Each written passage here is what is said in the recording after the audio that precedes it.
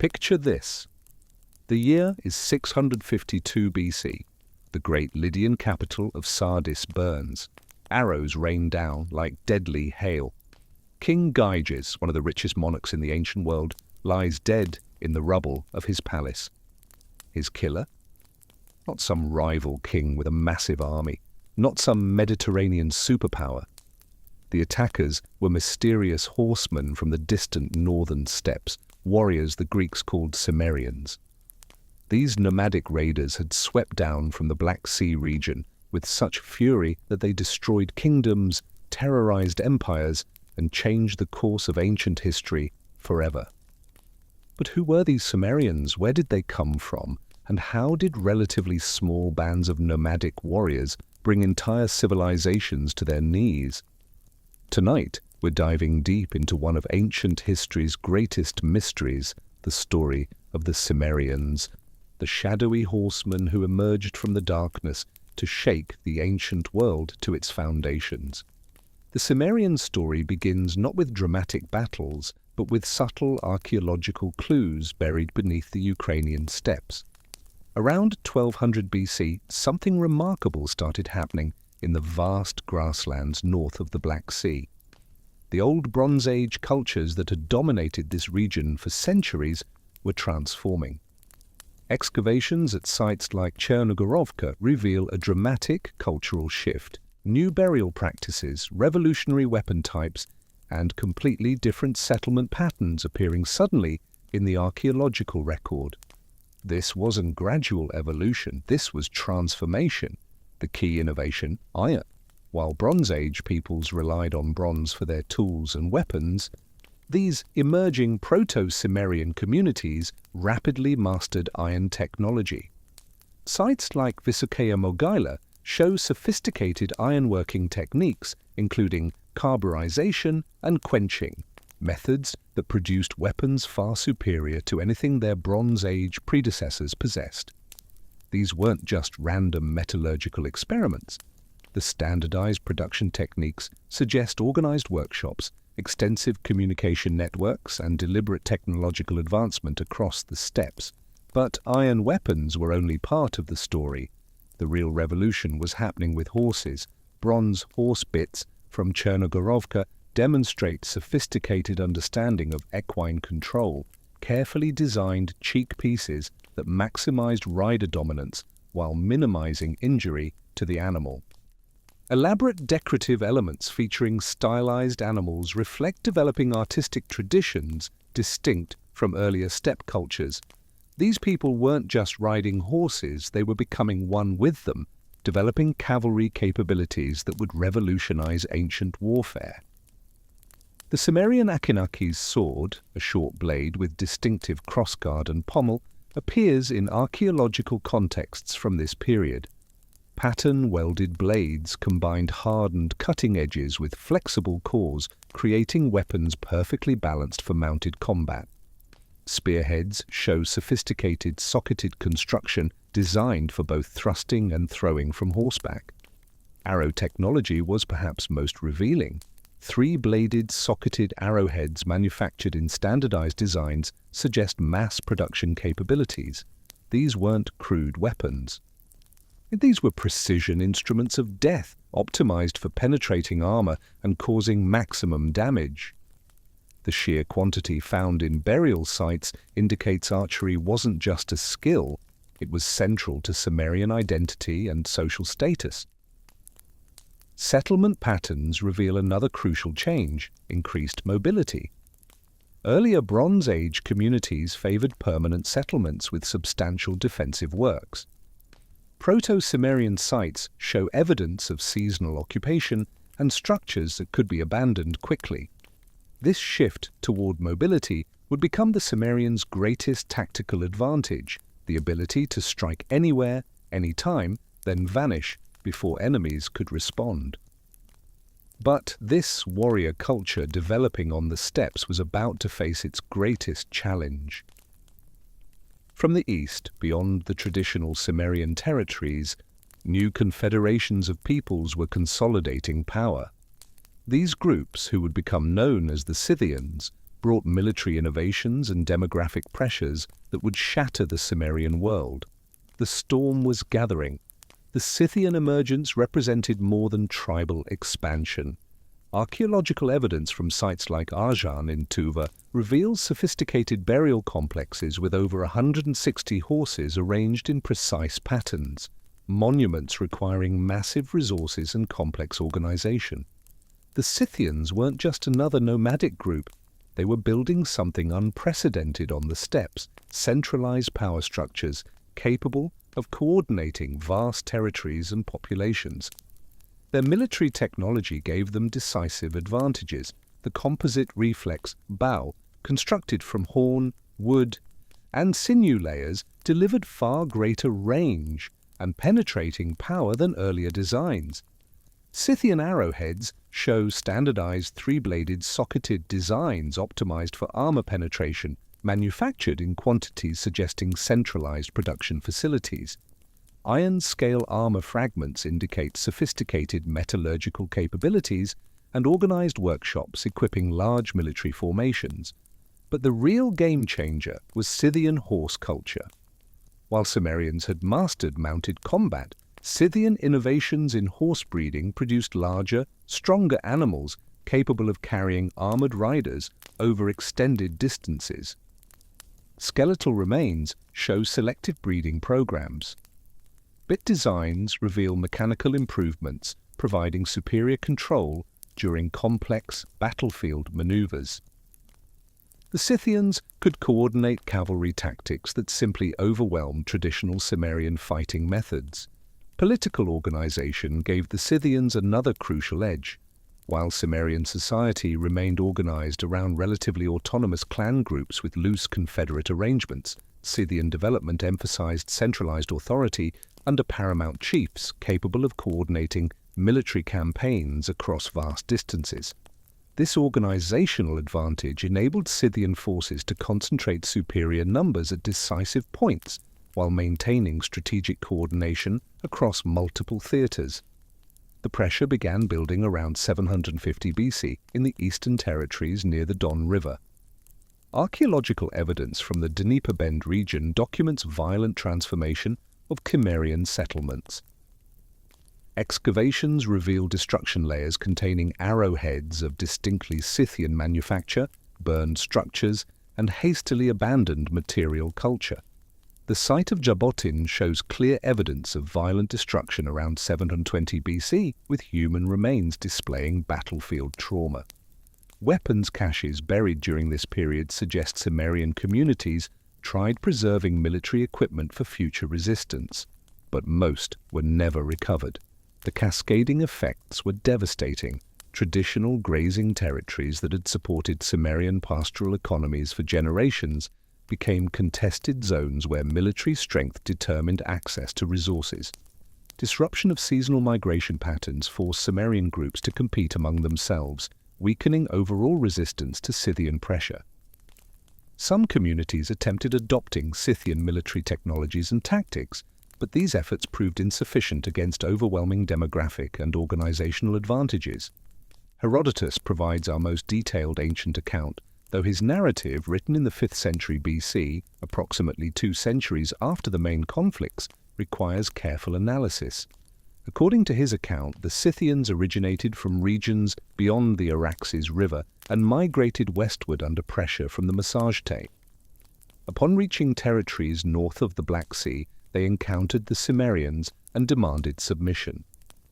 When Cimmerian leadership refused, war became inevitable.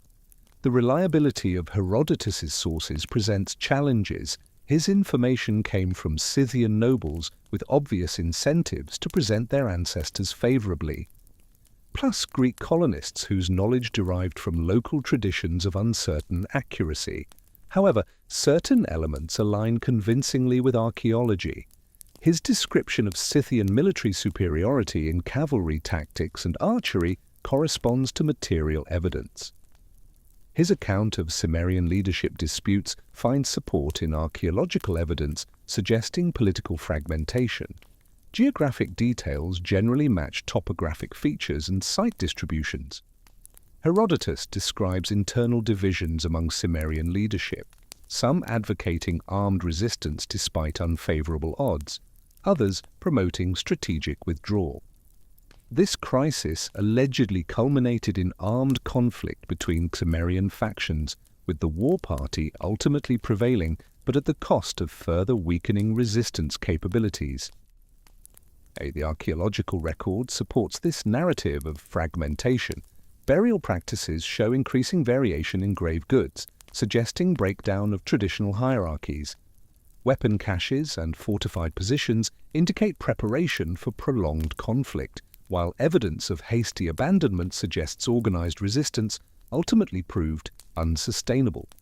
The Cimmerians faced an impossible choice: stay and fight a losing war against superior forces, or abandon their ancestral homeland and seek new territories elsewhere.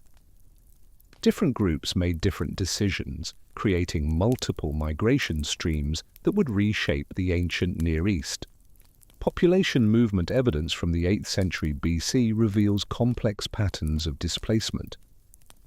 Radiocarbon dating of destruction layers indicates Scythian pressure intensified gradually rather than through single decisive campaigns.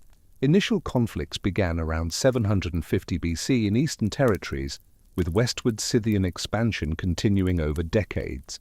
Material culture shows systematic replacement of Cimmerian artifacts with Scythian equivalents across traditional territories.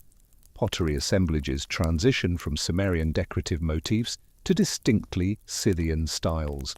Metalwork from transitional sites displays hybrid characteristics, either cultural adaptation by remaining Cimmerians or demographic replacement through continued migration. The fragmentation under pressure created multiple distinct migration streams. The western stream, communities from the Dniester-Dnieper region, moved through Carpathian passes toward the Danube Valley and eventually into Thrace and western Anatolia. Archaeological evidence from Carpathian sites shows Cimmerian-type artifacts appearing suddenly in 8th century contexts, accompanied by violent disruption to local populations. The southern stream followed routes through the Caucasus Mountains, utilizing traditional trade passes to reach eastern Anatolia highlands and northern Mesopotamia.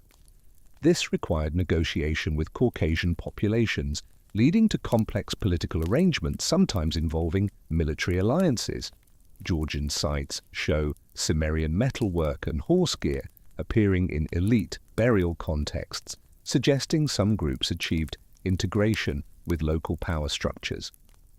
At the eastern stream, communities from territories closest to Scythian expansion faced the most direct military pressure and experienced the most traumatic displacement. Some moved southeastward through Central Asian routes, eventually reaching the Iranian plateau. Others attempted maintaining positions in marginal territories unsuitable for Scythian pastoral economies, leading to fundamental changes in subsistence strategies. Each migration stream carried distinct cultural characteristics reflecting regional origins. Western migrants maintained stronger connections to European metallurgical traditions and artistic styles. Southern migrants showed greater adaptation to sedentary agricultural economies. Eastern migrants retained more traditional steppe pastoral practices, but developed new military tactics suited to different environments. The timing varied considerably. Some communities departed at first signs of Scythian pressure. Others maintained resistance until direct military defeat forced abandonment.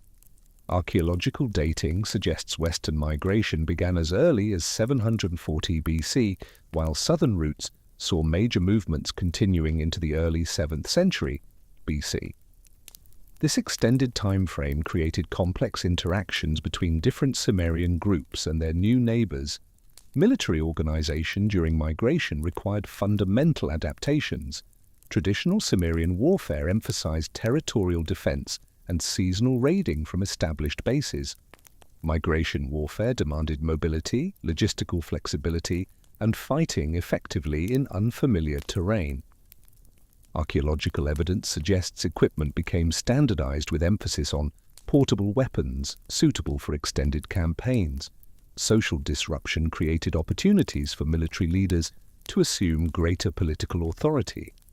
Traditional clan-based structures proved inadequate for coordinating complex movements and negotiating with foreign powers. Successful war leaders accumulated personal followings, transcending traditional kinship boundaries, creating new political organizations based on military achievement rather than hereditary status.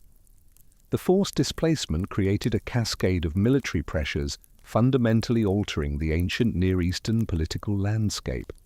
As these warrior bands moved southward through Caucasus passes, they encountered the northern frontiers of the Neo-Assyrian Empire at the height of its territorial expansion.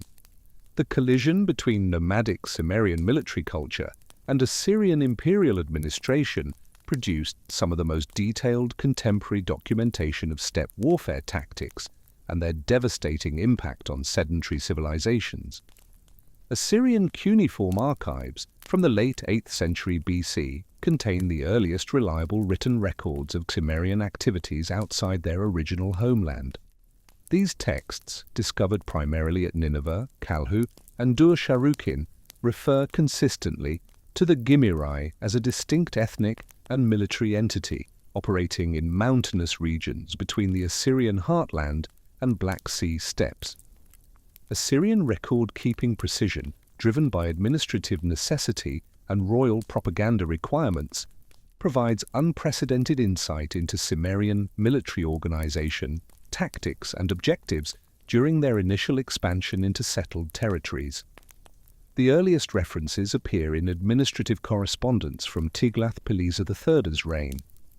Though fragmentary and geographically vague, these initial records describe raids by unidentified northern peoples against Assyrian tributary states in the Caucasus, with damage assessments and military reinforcement requests suggesting significant disruption.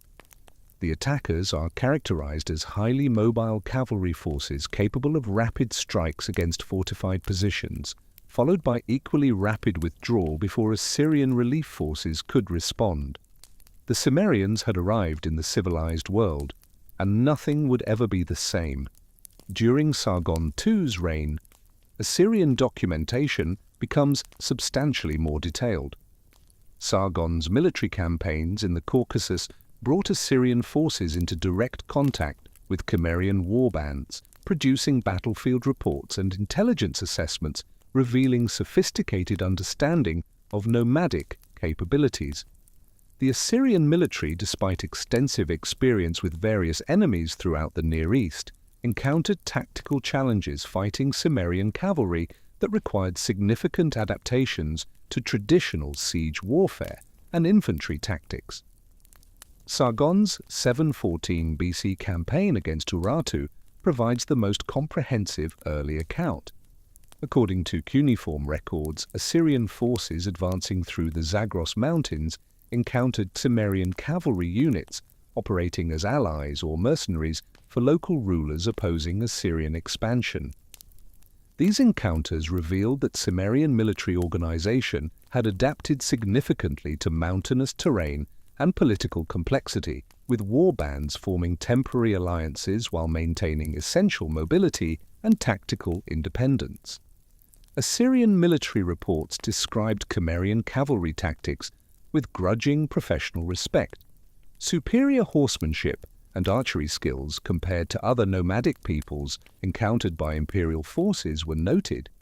Cimmerian mounted archers maintained accurate fire while riding at full gallop across broken terrain, using composite bows, delivering arrows with sufficient force to penetrate Assyrian scale armor at considerable distances.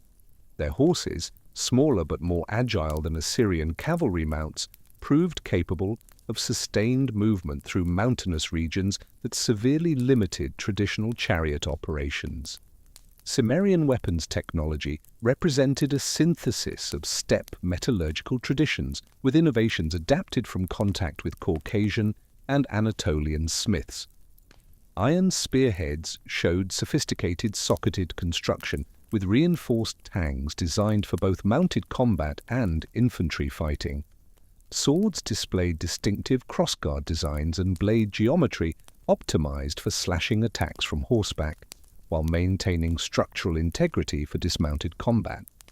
The effectiveness stemmed not only from superior metallurgy but from systematic training and tactical integration. Assyrian intelligence reports noted Cimmerian warriors maintained weapons to standards exceeding many professional armies, with particular attention to horse gear and archery equipment.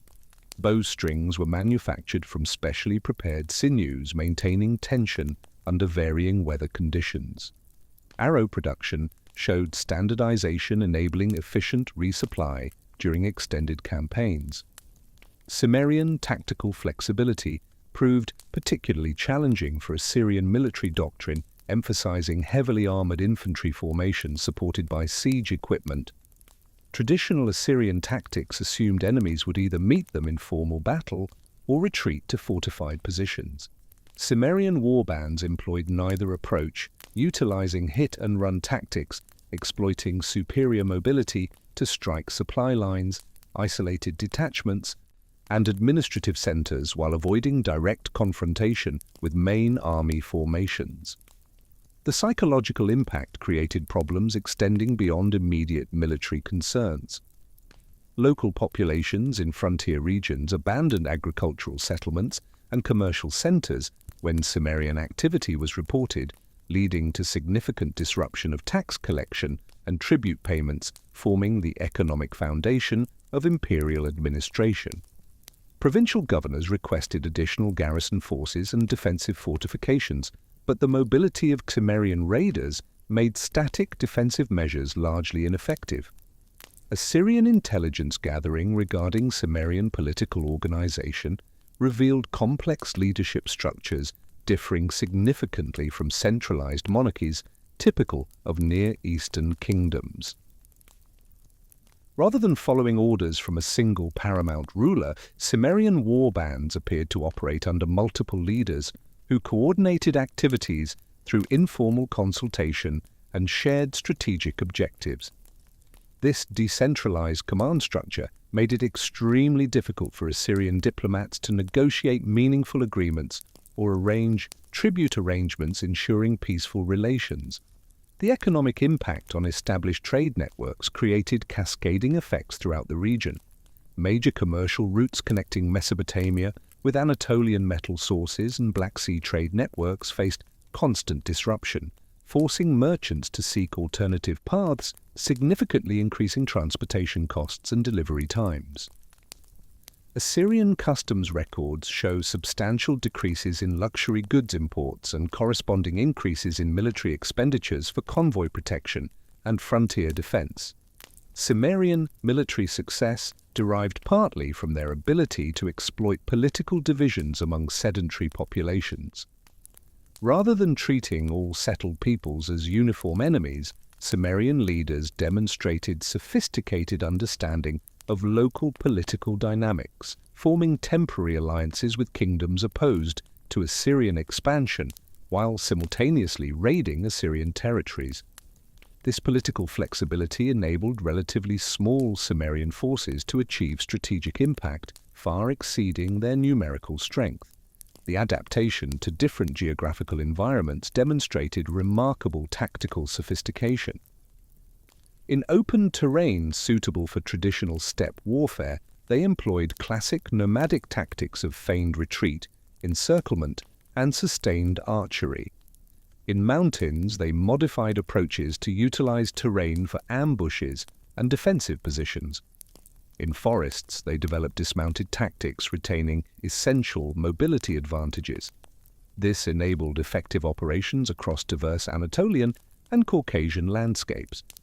The Cimmerians were learning, adapting, growing stronger with every campaign, and their greatest victories were still ahead. Assyrian attempts to counter Cimmerian advantages led to significant modifications in imperial military organization. Traditional reliance on heavy infantry and siege equipment proved inadequate against highly mobile opponents, refusing to defend fixed positions. Assyrian commanders began incorporating larger cavalry units and developing rapid response capabilities designed to intercept Cimmerian raiders before withdrawal to inaccessible terrain. These adaptations required substantial changes in military training, equipment procurement, and logistical support systems. The relentless pressure of Cimmerian activities against Assyrian frontier territories created a domino effect that would ultimately reshape Western Anatolia's entire political landscape. As Assyrian forces concentrated defensive efforts along eastern approaches to core territories, Western Anatolia regions found themselves increasingly exposed to nomadic incursions. The kingdom of Phrygia, which had emerged as the dominant power in central Anatolia during the 8th century BC, suddenly faced military challenges for which their traditional strategies and institutions proved catastrophically inadequate.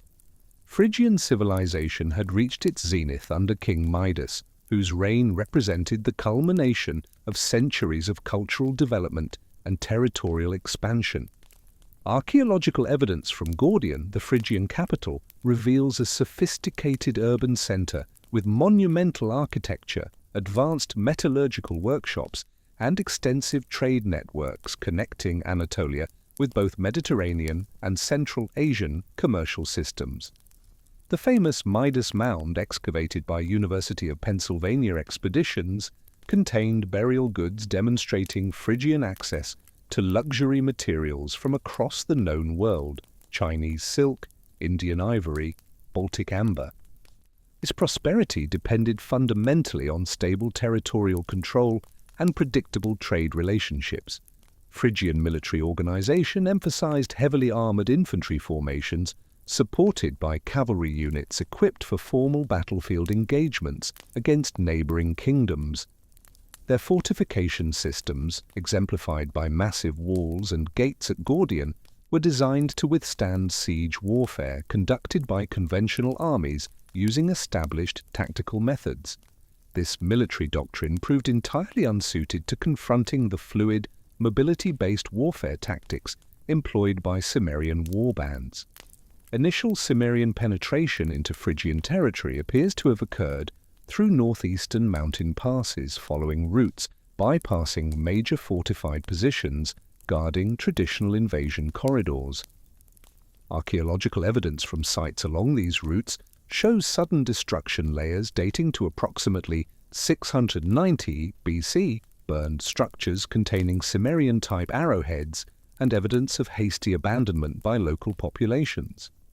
The speed of this initial advance suggests Phrygian frontier defenses were overwhelmed before effective resistance could be organized. Cimmerian military tactics proved devastatingly effective against Phrygian settlement patterns and economic infrastructure.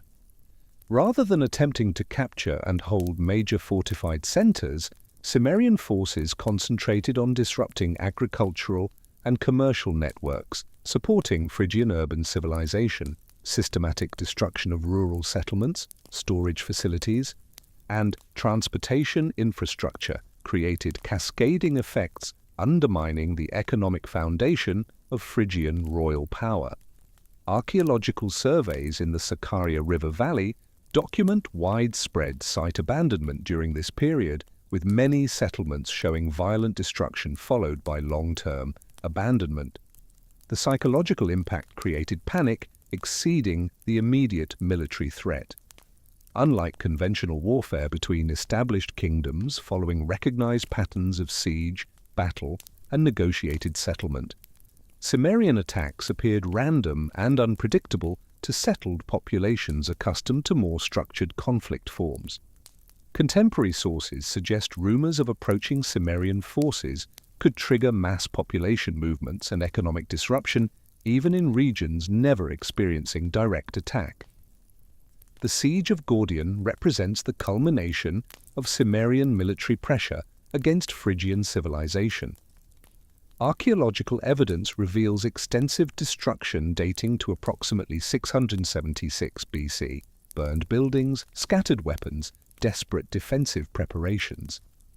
The famous wooden furniture preserved in the Midas Mound burial shows axe marks and fire damage consistent with systematic destruction during urban warfare.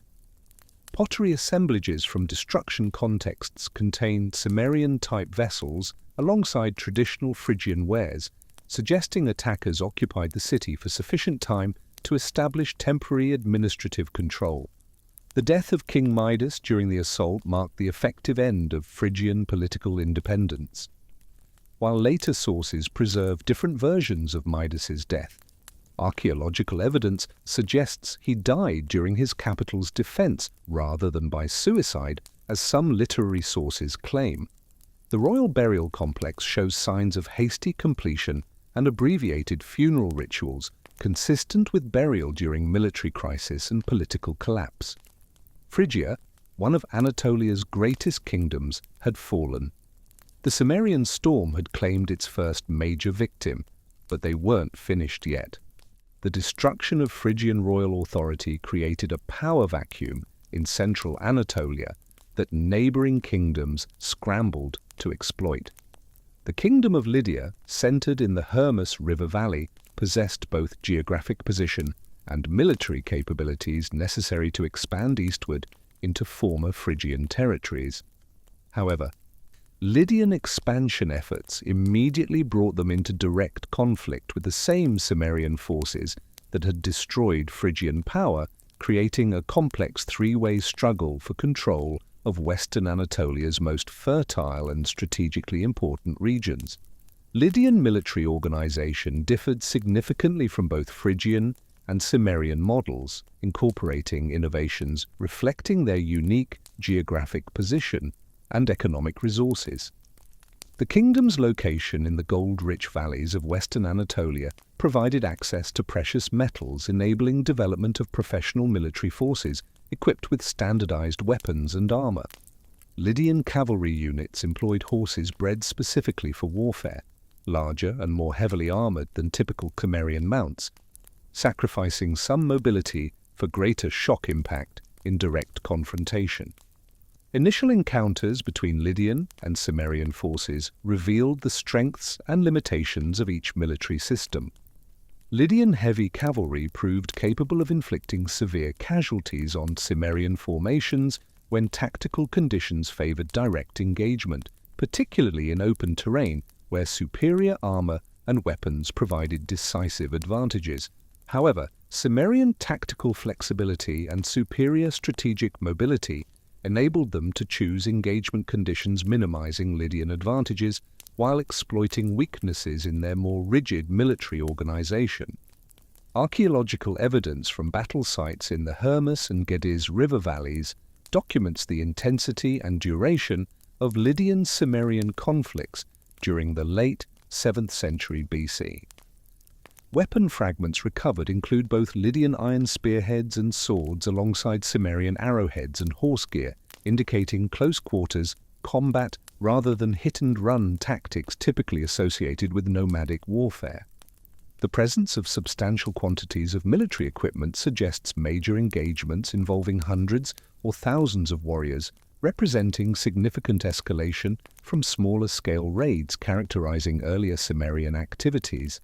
The economic impact of prolonged warfare on Lydian society created internal pressures influencing military and diplomatic strategies.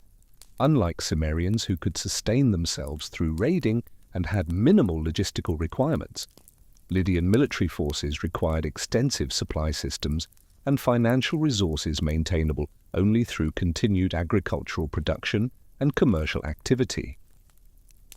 Extended campaigns against Cimmerian forces strained these economic foundations, forcing Lydian rulers to seek alternative approaches to the nomadic threat. Diplomatic negotiations between Lydian rulers and Cimmerian leaders represent one of the most fascinating aspects of this conflict period. Cuneiform tablets from Assyrian archives suggest both sides recognize potential benefits of cooperation against common enemies, particularly the expanding Assyrian Empire and various Anatolian kingdoms seeking to exploit regional instability. These diplomatic contacts required sophisticated translation capabilities and cultural mediation, as fundamental differences between nomadic and sedentary societies created communication barriers extending far beyond simple language differences. Temporary alliance between certain Lydian and Cimmerian factions during the 6060s BC demonstrates the pragmatic flexibility characterizing both cultures' approach to regional politics. Archaeological evidence from this period shows Cimmerian-type weapons and horse gear appearing in Lydian elite burial contexts, suggesting either diplomatic gift exchange or incorporation of Cimmerian military specialists into Lydian forces. Similarly, Lydian metalwork and luxury goods appear in archaeological contexts associated with Cimmerian activities, indicating reciprocal exchange relationships. The military innovations emerging from Lydian-Cimmerian contact influenced warfare throughout Western Anatolia and beyond. Lydian adoption of improved archery techniques and cavalry tactics enhanced their military effectiveness against traditional enemies, while Cimmerian forces acquired metalwork knowledge and siege techniques, expanding their operational capabilities. The synthesis of nomadic mobility with sedentary military technology created new tactical possibilities that would influence military development throughout the ancient world. But all this diplomatic maneuvering and military adaptation was about to be tested like never before. Because in 652 BC, the Cimmerians launched their most ambitious campaign yet, the assault on Sardis, Lydia's magnificent capital. King Gyges, one of the ancient world's richest and most powerful monarchs, was about to face his greatest challenge, and he would not survive it. The stage was set for one of antiquity's most dramatic confrontations. The siege of Sardis in 652 BC represents the most significant direct confrontation between Cimmerian forces and Greek military units, as Lydian King Gyges had recruited substantial numbers of Greek mercenaries to strengthen defensive capabilities against nomadic pressure. Contemporary sources, including fragments preserved by later historians, describe a complex siege operation lasting several months, involving sophisticated coordination between Cimmerian cavalry units and allied forces from various Anatolian populations opposed to Lydian expansion. And the presence of Greek mercenaries in Lydian service created unique tactical challenges for Cimmerian commanders, facing opponents familiar with both traditional Greek hoplite warfare and nomadic tactics observed during previous colonial conflicts. Archaeological evidence from the Sardis siege reveals the intensity and technical sophistication of Cimmerian assault methods when applied to major urban centers. Excavations in the lower city area uncovered extensive destruction layers containing thousands of arrowheads, evidence of systematic fire damage, and remains of siege equipment including scaling ladders and protective mantlets constructed from local materials. The distribution pattern of military artifacts suggests Cimmerian forces employed coordinated attacks from multiple directions simultaneously, utilizing superior mobility to prevent effective concentration of defensive forces at threatened points. Greek mercenary units in Lydian service faced tactical challenges requiring significant adaptations to traditional hoplite fighting methods. The heavy infantry formations dominating Greek military thinking proved vulnerable to Cimmerian mounted archery, forcing mercenary commanders to develop new tactical approaches incorporating lessons learned from nomadic warfare. Archaeological evidence from weapon caches buried during the siege includes modified Greek spears with reinforced points designed to penetrate nomadic armor, as well as captured Cimmerian arrows apparently studied for intelligence purposes regarding enemy capabilities and tactical methods. Psychological impact on Greek military thinking extended far beyond immediate tactical lessons learned by mercenary survivors. Reports from siege participants, transmitted through oral traditions and eventually recorded by later historians, described Cimmerian military capabilities in terms emphasizing superior horsemanship, archery skills, and tactical coordination. These accounts contributed to Greek perceptions of northern barbarians as formidable military opponents whose capabilities exceeded those of traditional enemies encountered in inter-Greek conflicts or colonial expansion activities. The death of King Gyges during the final assault on Sardis marked a turning point in Lydian-Cimmerian relations while providing Greek observers with detailed information about nomadic siege warfare techniques. Contemporary accounts describe systematic breaches of the city's defensive walls, through coordinated attacks combining archery suppression with direct assault by dismounted warriors equipped with scaling equipment and siege tools. The successful capture of such a heavily fortified position demonstrated that Cimmerian military capabilities had evolved beyond simple raiding to encompass sophisticated siege warfare techniques adapted from contact with various sedentary civilizations. The fall of Sardis sent shockwaves throughout the ancient world. If the mighty Lydian capital could fall to nomadic raiders, no city was safe. The Cimmerians had proven they weren't just raiders harassing frontier regions, they were a genuine existential threat capable of toppling the greatest kingdoms of their age.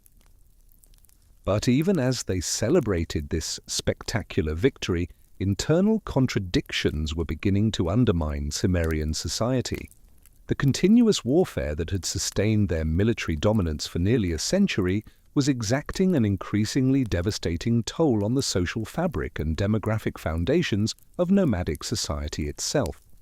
The very success of Cimmerian military campaigns created internal contradictions that gradually undermined the political cohesion and strategic coordination necessary for maintaining effective resistance against increasingly sophisticated enemy responses.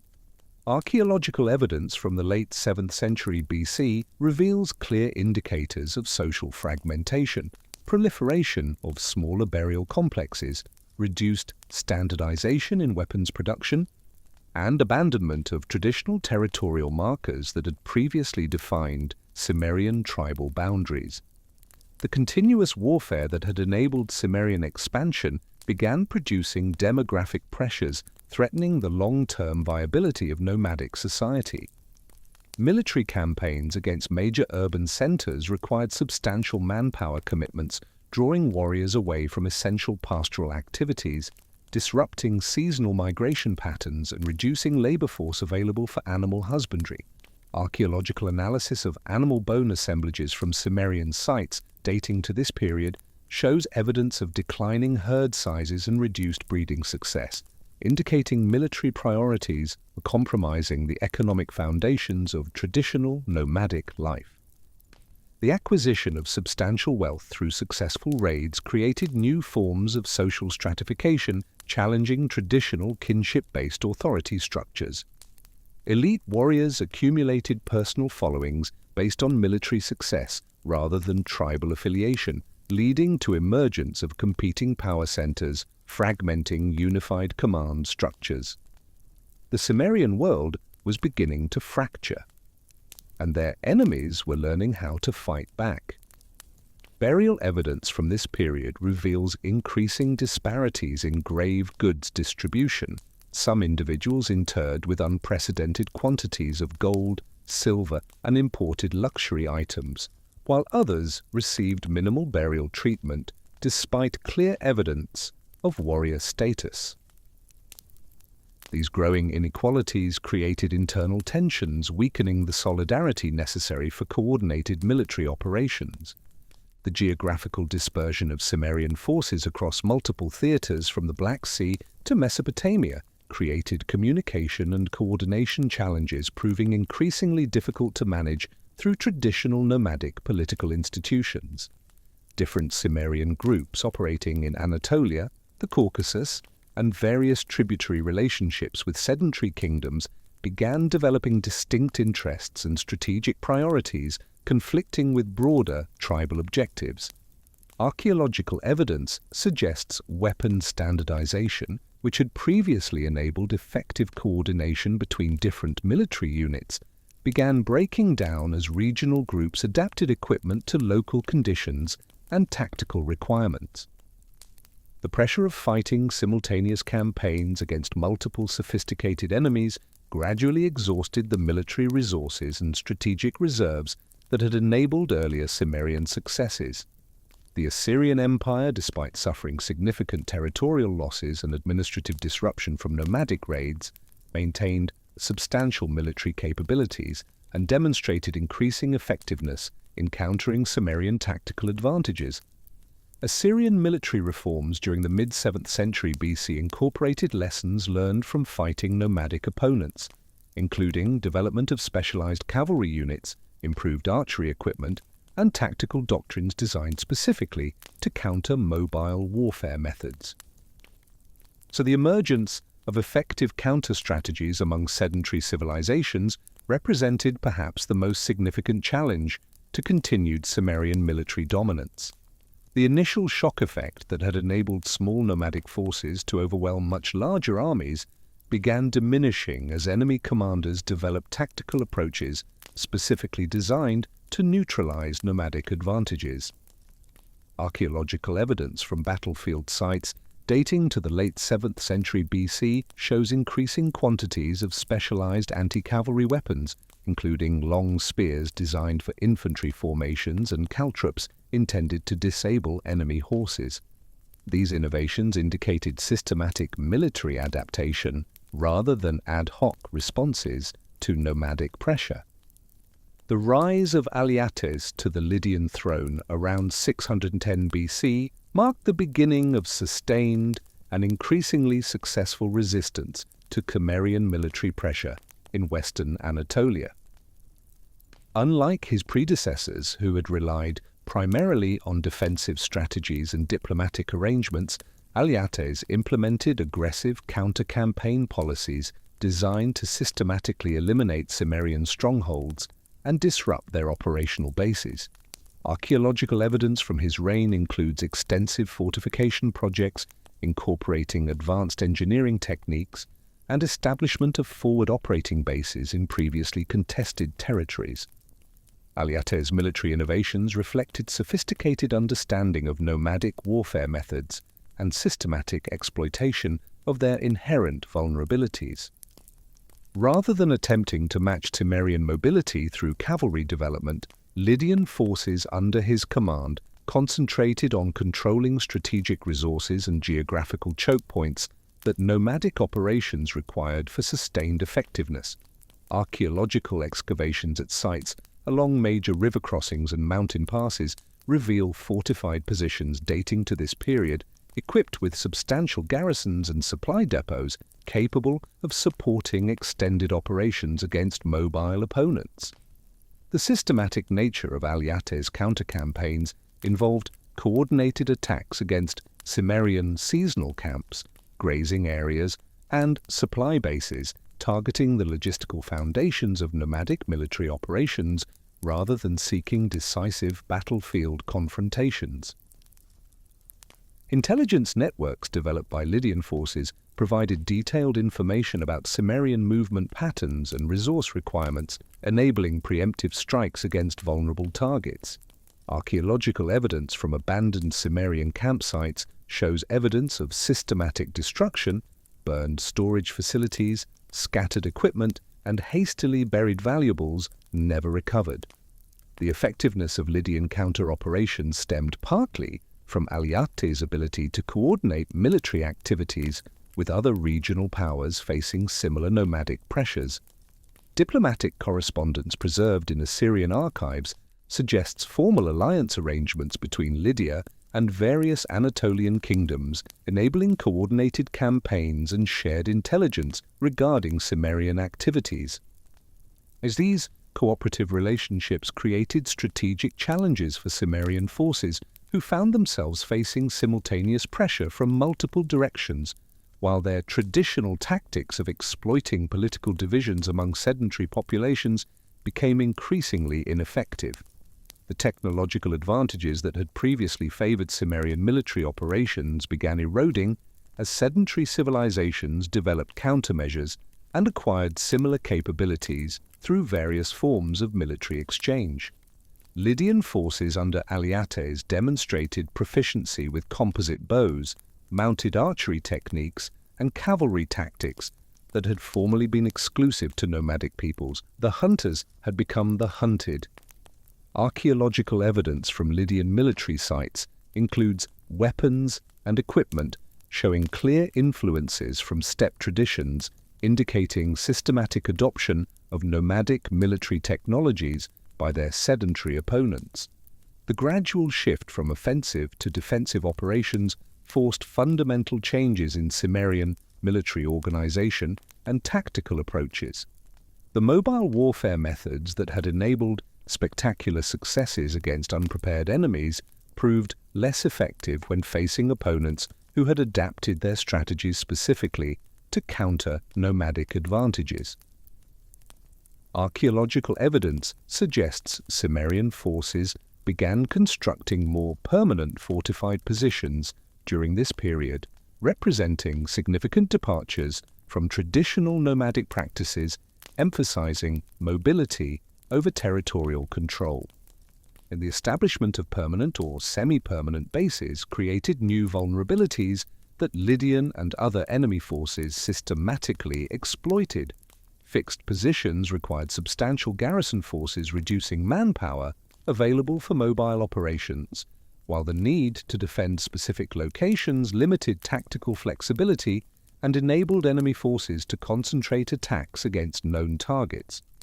Archaeological excavations at former Cimmerian strongholds reveal evidence of systematic siege operations, approach trenches, artillery positions, and evidence of sustained bombardment indicating sophisticated siege warfare capabilities among their opponents. The assimilation processes that began affecting Cimmerian populations during the late 7th century BC reflected both military pressures and economic opportunities encouraging integration with sedentary societies. Archaeological evidence from sites in Anatolia and the Caucasus region shows gradual transitions from nomadic to sedentary material culture, with traditional Cimmerian artifacts appearing alongside locally produced pottery, agricultural tools, and architectural remains indicating permanent settlement. These changes suggest substantial numbers of Cimmerian people abandoned traditional pastoral lifestyles in favor of agricultural or urban occupations. The adoption of sedentary lifestyles created fundamental changes in social organization, economic activities, and cultural practices that gradually eroded traditional Cimmerian identity markers. Archaeological analysis of settlement sites shows evidence of agricultural activities, craft specialization, and architectural developments requiring long-term territorial commitment incompatible with nomadic mobility.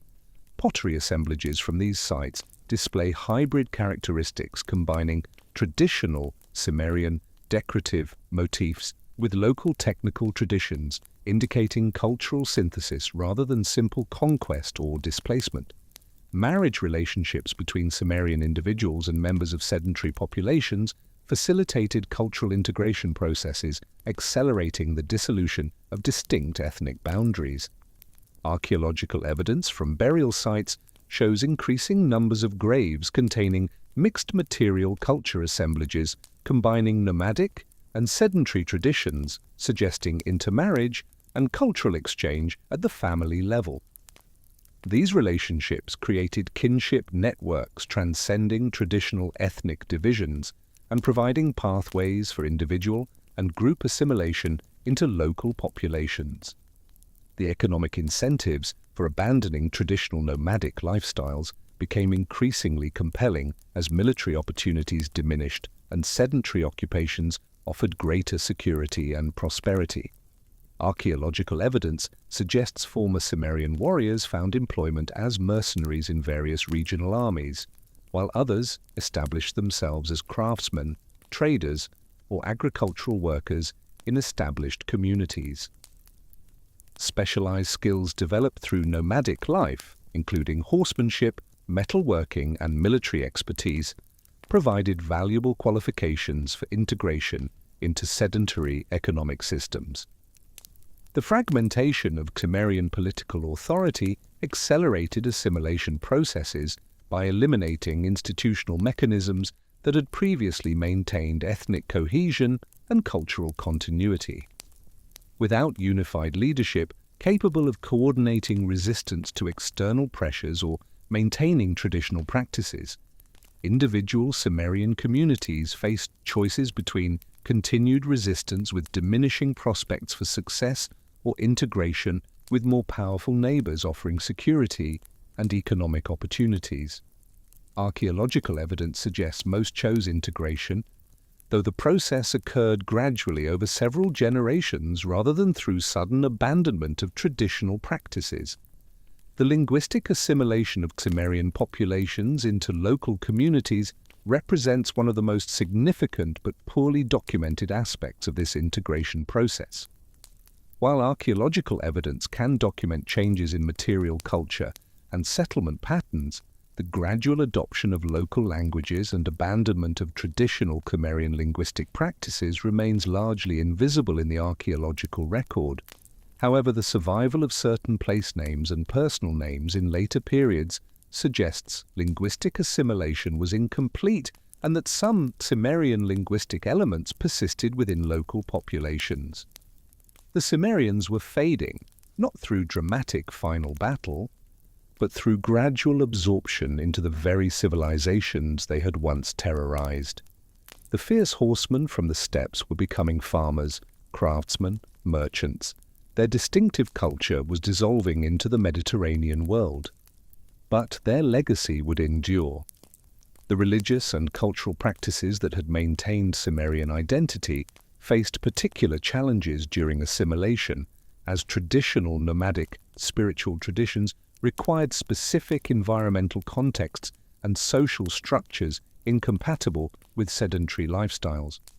Archaeological evidence from settlement sites shows gradual abandonment of traditional burial practices, including construction of kurgan mounds and horse sacrifices in favor of local funeral customs. However, some elements of traditional religious practice appear to have survived through syncretistic combinations with local spiritual traditions. The final dispersal of identifiable Cimmerian populations occurred through complex processes varying significantly across different geographical regions and political contexts. In some areas, military defeat and political collapse led to rapid scattering of surviving populations. In others, gradual economic and social integration enabled more systematic absorption into local communities. Archaeological evidence suggests the latest clearly identifiable Cimmerian material culture assemblages date to approximately 620 BC, though isolated groups may have maintained traditional practices for several additional decades. And the absorption of remaining Cimmerian populations into various regional ethnic groups created lasting influences on cultural development of Anatolian and Caucasian societies. Archaeological evidence from the 6th century BC shows continued presence of artistic motifs, metallurgical techniques, and military equipment designs deriving from Cimmerian traditions, indicating cultural assimilation preserved certain elements of nomadic heritage within sedentary contexts. These influences contributed to the cultural diversity characterizing later Anatolian civilizations and provided foundations for subsequent military and artistic developments. The demographic impact of Cimmerian integration varied considerably across different regions, with some areas experiencing substantial population increases from nomadic settlement, while others saw minimal direct effects. Archaeological surveys in areas of known Cimmerian activity reveal varying patterns of site abandonment and establishment, reflecting the complex nature of population movements during this period. Some regions show evidence of new settlement establishment corresponding chronologically with Cimmerian presence, while others display continuity in existing settlement patterns with gradual material culture changes indicating cultural influence rather than demographic replacement. The military legacy of Cimmerian warfare continued to influence tactical development throughout the ancient world long after the disappearance of identifiable Cimmerian political entities. The cavalry tactics, archery techniques, and siege warfare methods developed during their campaigns provided models that subsequent military forces adapted to their own strategic requirements. Archaeological evidence from various ancient armies shows continued use of weapons and equipment designs originating in Cimmerian military culture, demonstrating lasting impact of their tactical innovations on military development across Eurasia.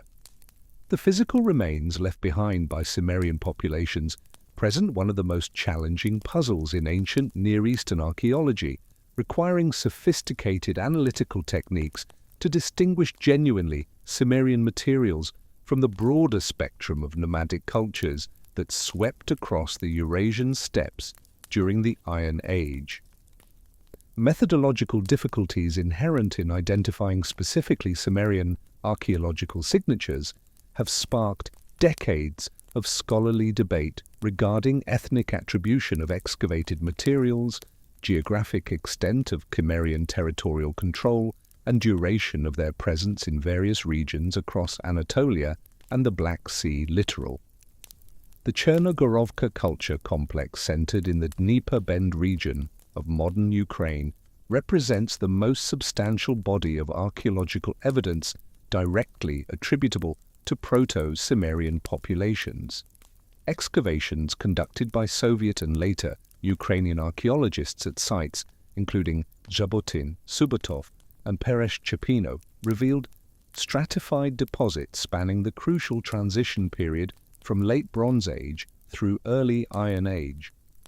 These sites contain distinctive artifact assemblages combining traditional steppe burial practices with technological innovations in metallurgy and horse equipment that would later characterize classical period descriptions of Cimmerian military culture.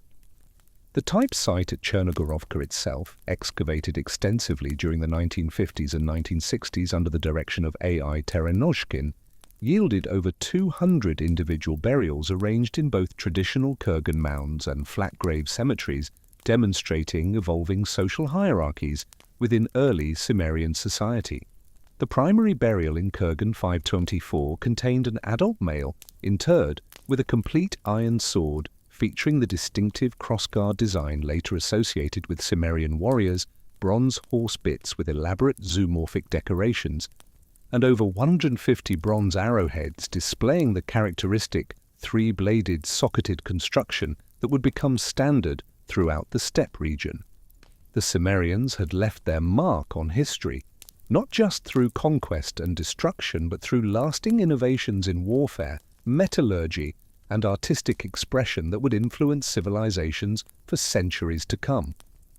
Metallurgical analysis of iron artifacts from Chernogorovka sites reveals sophisticated understanding of carburization techniques, producing weapons with hardened cutting edges and flexible cores optimized for mounted combat applications.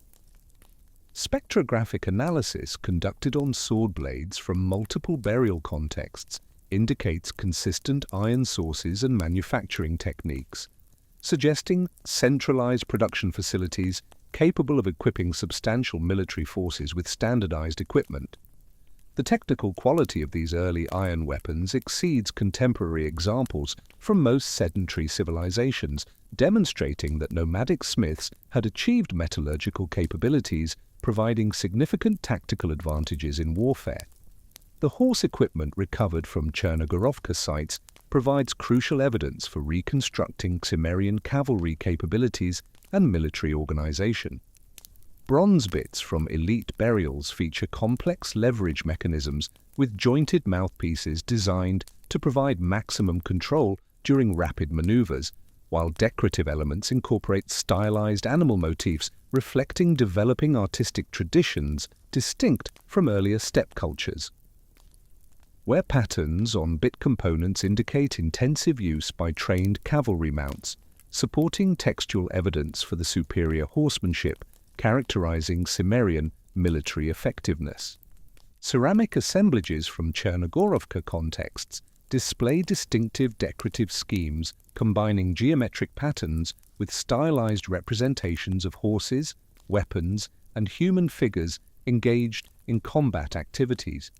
The standardization of pottery forms and decorative motifs across multiple sites suggests shared cultural traditions and possibly centralized production systems, maintaining artistic continuity across the broader Cimmerian territorial range. Petrographic analysis of ceramic fabrics indicates local clay sources but consistent manufacturing techniques, supporting theories of population mobility combined with technological standardization. The Novocherkassk treasure, discovered in 1939 near Rostov, represents one of the most spectacular archaeological finds associated with Cimmerian material culture. The hoard contained over 30 individual objects, including gold and silver vessels, bronze cauldrons, iron weapons, and horse gear manufactured using techniques consistent with 7th century BC Cimmerian workshops. The famous gold stag plaque from this assemblage displays artistic motifs that would later appear throughout the Scythian world, suggesting either cultural continuity between Cimmerian and Scythian populations or transmission of artistic traditions through conquest and assimilation processes. Radiocarbon dating of organic materials from Novocherkassk contexts provides crucial chronological anchors for understanding the transition from Cimmerian to Scythian cultural dominance in the North Pontic region.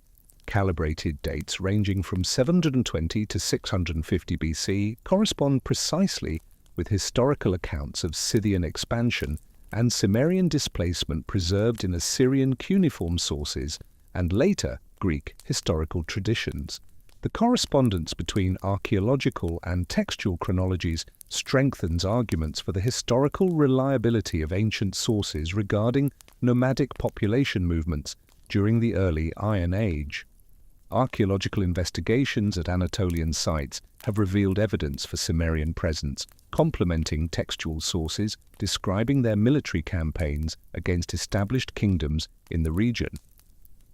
Excavations at Sardis, the Lydian capital, uncovered destruction layers containing large quantities of three-bladed arrowheads characteristic of steppe nomadic warfare, along with evidence of systematic fire damage to administrative and residential districts corresponding with historical accounts of Cimmerian siege operations during the mid-7th century Anschutz. The lower city area at Sardis shows particularly clear evidence of violent destruction with collapsed mud brick walls containing embedded arrowheads and scattered bronze weapons, indicating fierce fighting in residential neighborhoods. The distribution pattern of military artifacts suggests systematic house-to-house combat rather than simple raiding, supporting textual evidence that Cimmerian forces had developed sophisticated urban warfare capabilities adapted from their traditional nomadic tactics. Stratigraphic analysis indicates the destruction occurred rapidly, with minimal evidence of reconstruction activities before the site was abandoned for several decades. Excavations at Gordion, the former Phrygian capital, revealed similar destruction evidence dating to approximately 676 BC, with extensive fire damage throughout the citadel area and numerous arrowheads of types consistent with Cimmerian military equipment. The famous Midas Mound burial shows evidence of disturbance during antiquity, with scattered grave goods and damaged wooden furniture that may indicate looting during the Cimmerian assault. However, the preservation of substantial burial assemblages suggests the destruction was not completely systematic, possibly indicating Cimmerian forces were primarily interested in eliminating political resistance rather than comprehensive urban destruction. The archaeological record speaks clearly. The Cimmerians were real, they were powerful, and they changed the ancient world forever.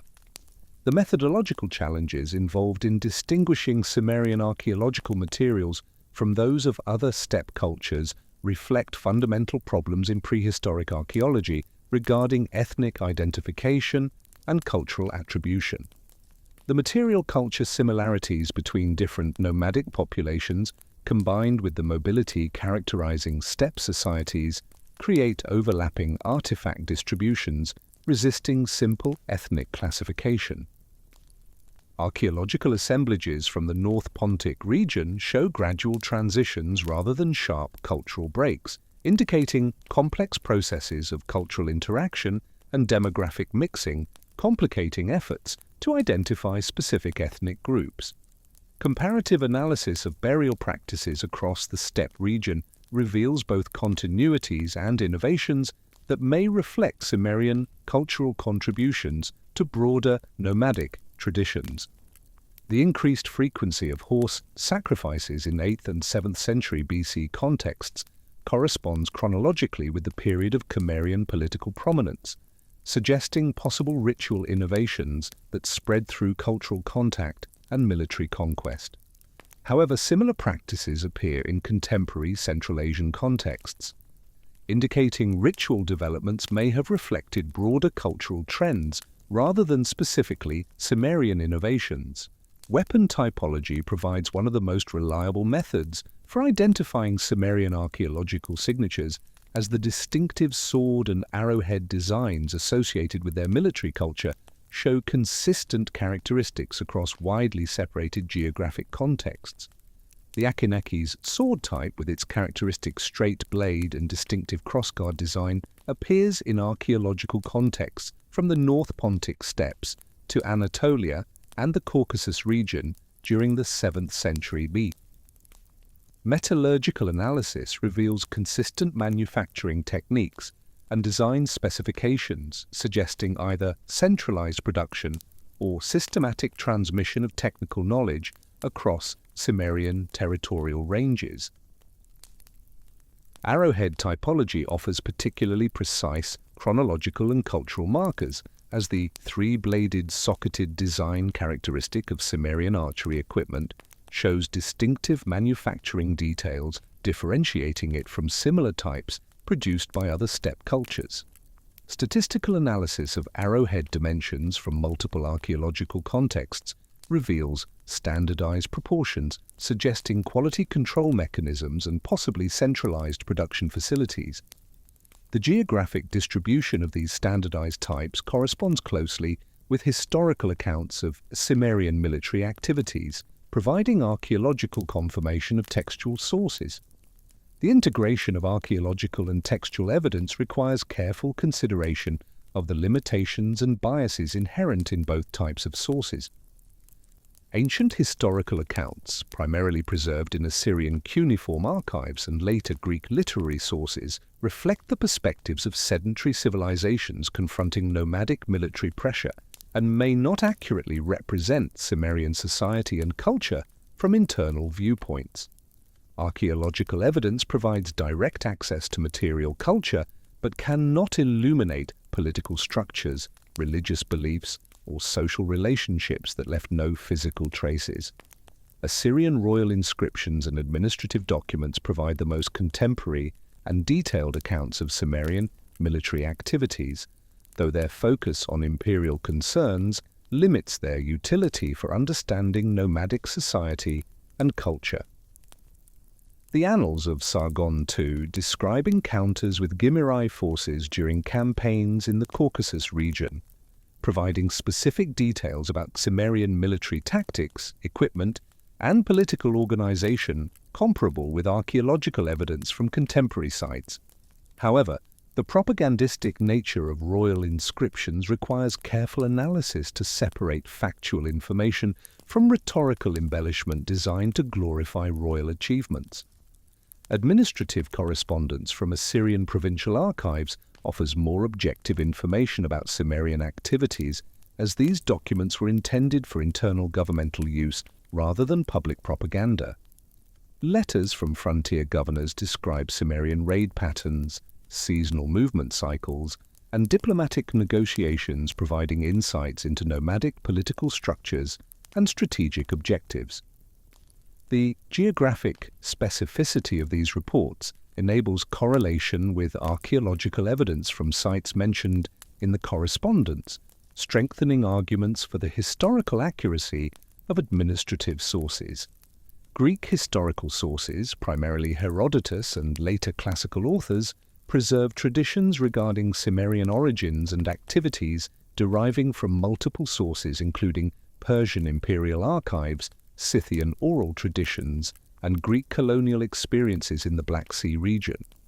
The temporal distance between the events described and their recording in written sources creates obvious reliability concerns, but the general consistency between Greek accounts and contemporary Assyrian sources suggests substantial factual content was preserved through oral transmission processes.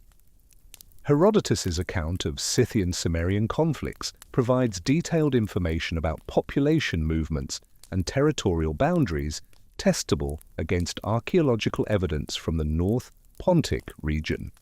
His description of Cimmerian burial practices, political organization, and material culture shows remarkable correspondence with archaeological findings from sites like Chernogorovka and Novocherkassk, suggesting access to reliable informants with direct knowledge of nomadic traditions. However, his tendency to incorporate mythological elements and moral lessons requires careful source criticism to identify historically accurate information. The story of the Cimmerians challenges our understanding of ancient history in profound ways.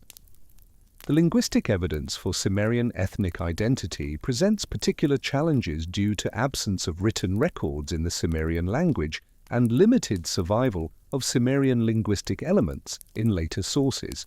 Comparative linguistic analysis suggests connections to both Thracian and Iranian language families, but evidence remains insufficient for definitive classification. Place names in the North Pontic region preserve possible Cimmerian linguistic elements, though distinguishing these from later Scythian or other nomadic contributions requires sophisticated philological analysis, remaining controversial among specialists. Modern scholarly debates regarding Cimmerian ethnicity reflect broader theoretical issues in prehistoric archaeology and ancient history concerning the relationship between material culture and ethnic identity. Some scholars argue for a broad definition of Cimmerian identity encompassing various nomadic groups sharing similar material culture and lifestyle patterns, while others advocate for more restrictive definitions based on specific archaeological signatures and historical documentation. These definitional disagreements influence interpretations of archaeological evidence and assessments of Cimmerian historical significance. The migration patterns attributed to Cimmerian populations have generated extensive scholarly discussion regarding mechanisms and chronology of nomadic population movements during the early Iron Age. Archaeological evidence supports general southward and westward movement from the North Pontic, steppes toward Anatolia and the Caucasus, but specific routes, timing, and demographic scale of these movements remain contentious. Some scholars argue for massive population displacements involving entire tribal confederations, while others propose more limited movements of military elites who established political control over existing populations. The historical impact of Cimmerian activities continues to generate scholarly debate regarding their significance in broader patterns of ancient Near Eastern political and cultural development. Traditional interpretations emphasize the destructive effects of nomadic invasions on established civilizations, citing the destruction of Phrygian power and disruption of regional trade networks as evidence of Cimmerian historical importance. More recent scholarship has questioned this interpretation, arguing that Cimmerian activities represented responses to existing political instabilities rather than primary causes of civilizational collapse.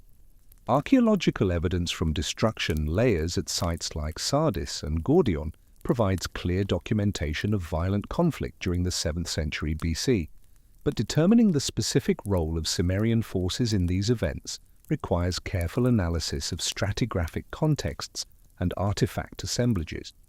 The presence of Cimmerian-type arrowheads in destruction layers indicates their participation in military activities, but does not necessarily prove they were the primary agents of destruction. Local political conflicts and other military forces may have contributed to urban destruction attributed primarily to Cimmerian activities. And the technological innovations associated with Cimmerian material culture had lasting influence on military development throughout Eurasia, though assessing their specific contributions requires distinguishing Cimmerian innovations from parallel developments in other nomadic cultures. The sophisticated ironwork techniques evident in Cimmerian weapons influenced metallurgical traditions throughout the steppe region and beyond, while their cavalry equipment designs provided models adopted by sedentary civilizations seeking to develop effective mounted warfare capabilities. The artistic traditions preserved in Cimmerian metalwork and decorative objects contributed to development of animal-style art, that would later characterize Scythian and other nomadic cultures throughout the Eurasian steppes.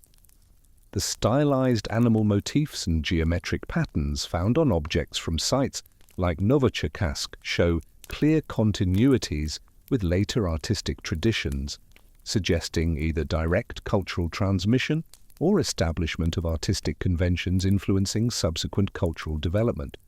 However, determining the specific Cimmerian contribution to these artistic traditions requires careful analysis of chronological sequences and cultural contexts that remain incompletely understood.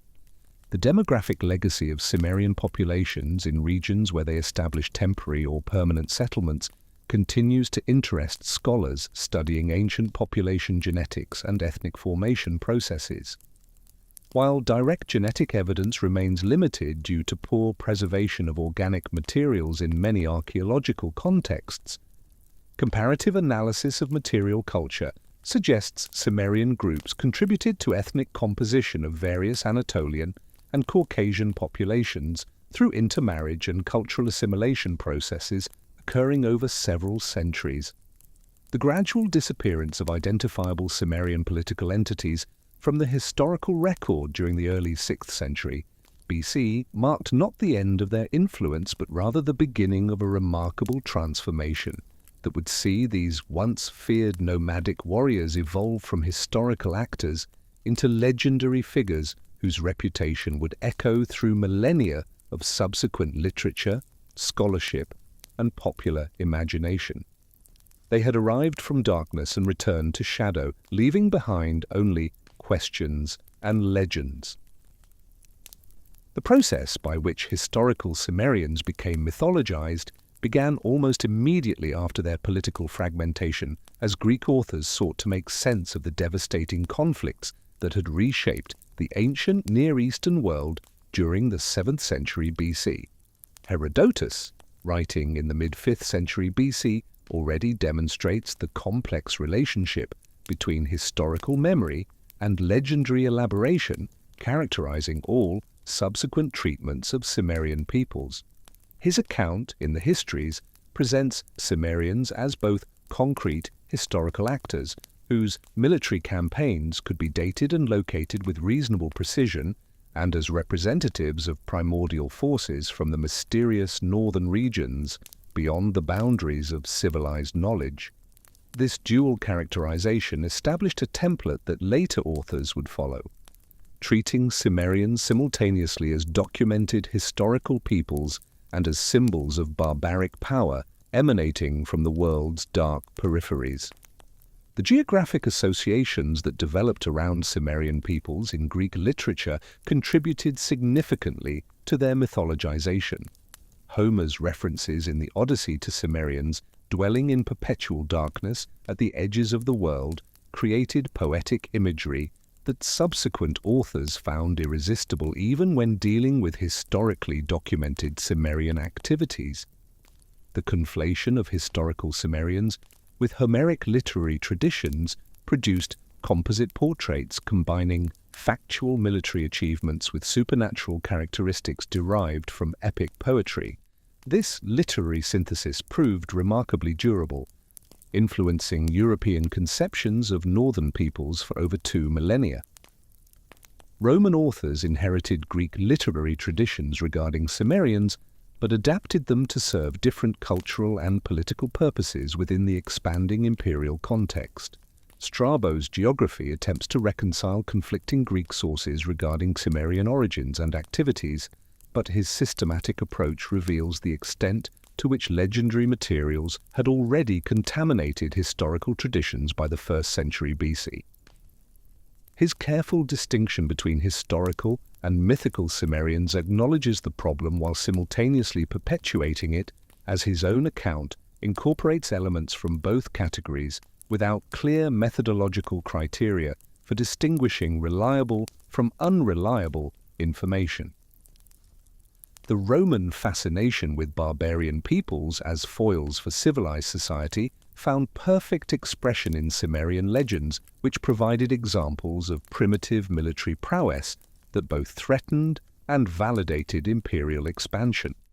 Tacitus and other imperial historians use Cimmerian examples to illustrate the civilizing mission of Roman conquest, portraying nomadic warfare as representing an earlier stage of human development that Roman military discipline and political organization had transcended.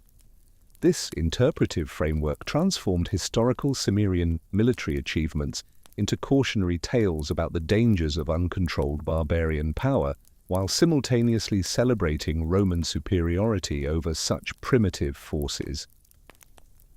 Transmission of Cimmerian legends through late antique and early medieval sources created additional layers of interpretation that further obscured historical realities.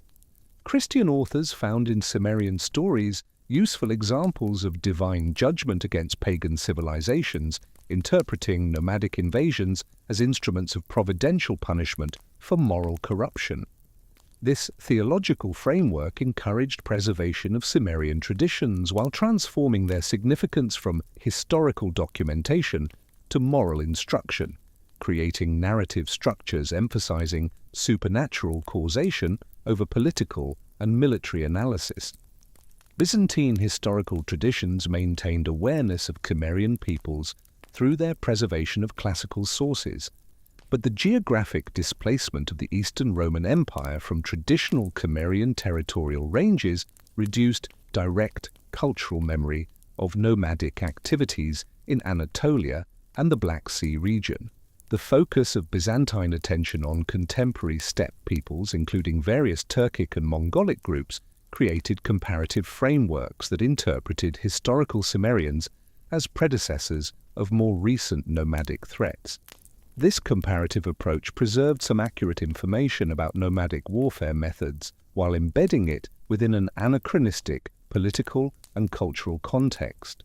Medieval European knowledge of Cimmerian peoples derived primarily from classical literary sources rather than direct historical investigation, creating opportunities for creative elaboration reflecting contemporary concerns rather than ancient realities.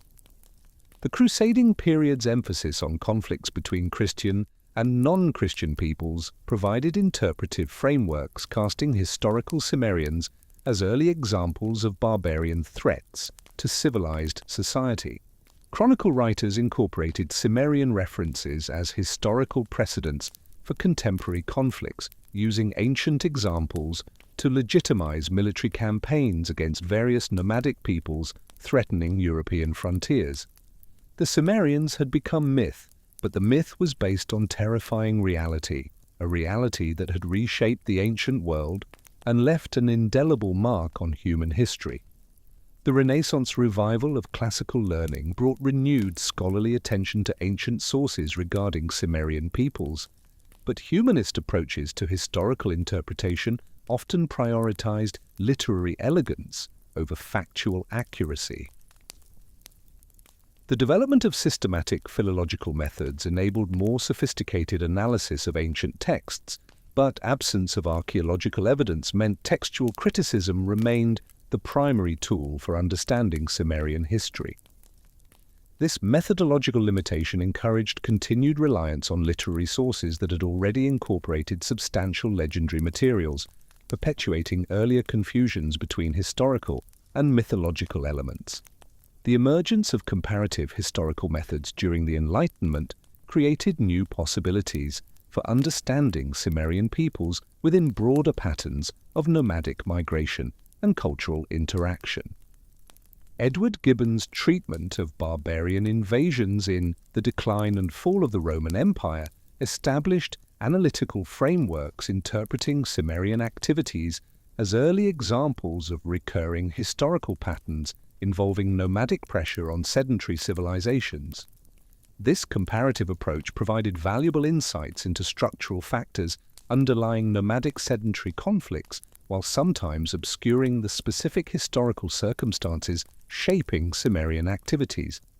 The development of scientific archaeology during the 19th century promised to resolve long-standing debates about Cimmerian history through systematic excavation and material analysis. Early archaeological investigations in the Black Sea region uncovered substantial evidence for Iron Age nomadic cultures. but methodological limitations of 19th century excavation techniques and absence of reliable chronological frameworks made it difficult to distinguish specifically Cimmerian materials from those of other steppe peoples. The tendency to attribute impressive archaeological discoveries to historically documented peoples sometimes led to overconfident identifications that subsequent researchers questioned or abandoned. Russian and Soviet archaeological programs in the North Pontic region during the 20th century produced unprecedented quantities of data regarding Iron Age steppe cultures, including materials that could be plausibly associated with historical Cimmerian populations. The systematic excavation of sites like Chernogorovka and analysis of burial complexes throughout Ukraine provided concrete evidence for reconstructing nomadic society and culture during the crucial 8th and 7th centuries BC. However, the political context within which this research occurred sometimes encouraged interpretations emphasizing ethnic continuity and territorial claims rather than objective historical analysis. The most dramatic transformation of Cimmerian historical memory occurred through their adoption by modern popular culture, beginning with Robert E. Howard's creation of Conan the Cimmerian during the 1930s. Howard's fictional Cimmeria bore virtually no resemblance to historical Cimmerian society, drawing instead on romantic conceptions of primitive barbarian nobility reflecting contemporary American cultural concerns rather than ancient realities. The enormous popularity of Howard's stories created a version of Cimmerian identity that completely overshadowed historical knowledge in popular consciousness, establishing character types and narrative patterns continuing to influence fantasy literature and other media. Howard's Cimmeria represented a synthesis of various cultural elements drawn from Celtic, Germanic, and other European traditions rather than any attempt to reconstruct historical nomadic society. The emphasis on individual heroism, primitive virtue, and resistance to civilized decadence reflected distinctly modern concerns about industrial society and cultural authenticity rather than ancient nomadic values or social structures. This creative transformation demonstrated the remarkable flexibility of historical memory, showing how ancient names and associations could be completely reimagined to serve contemporary cultural purposes. The influence of Howard's fictional Cimmeria on subsequent fantasy literature established narrative conventions continuing to shape popular representations of ancient nomadic peoples. The archetypal barbarian warrior combining physical prowess with moral integrity and natural wisdom became a standard character type appearing throughout modern fantasy fiction, gaming, and visual media.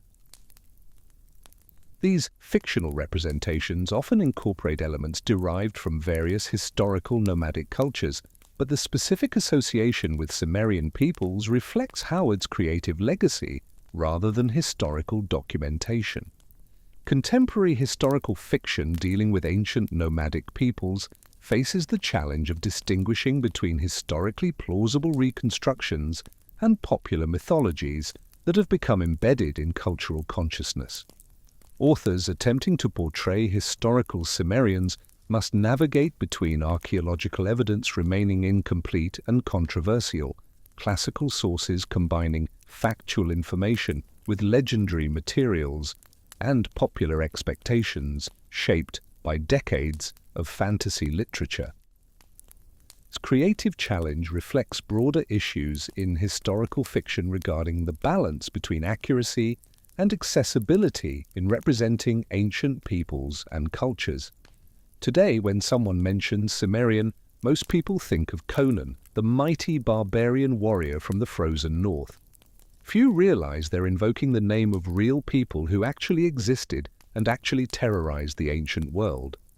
The lasting impact of Cimmerian military innovations on ancient warfare development represents perhaps their most significant historical legacy, extending far beyond the immediate chronological and geographical boundaries of their political activities. The tactical integration of mounted archery with coordinated cavalry maneuvers characterizing Cimmerian military effectiveness provided models influencing military development throughout Eurasia for centuries after the disappearance of identifiable Cimmerian political entities.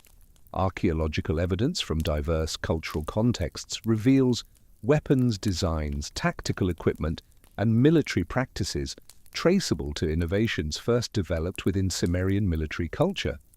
The composite bow technology enabling Cimmerian archery superiority spread through trade networks and military contacts to influence weapon development from the Mediterranean to Central Asia.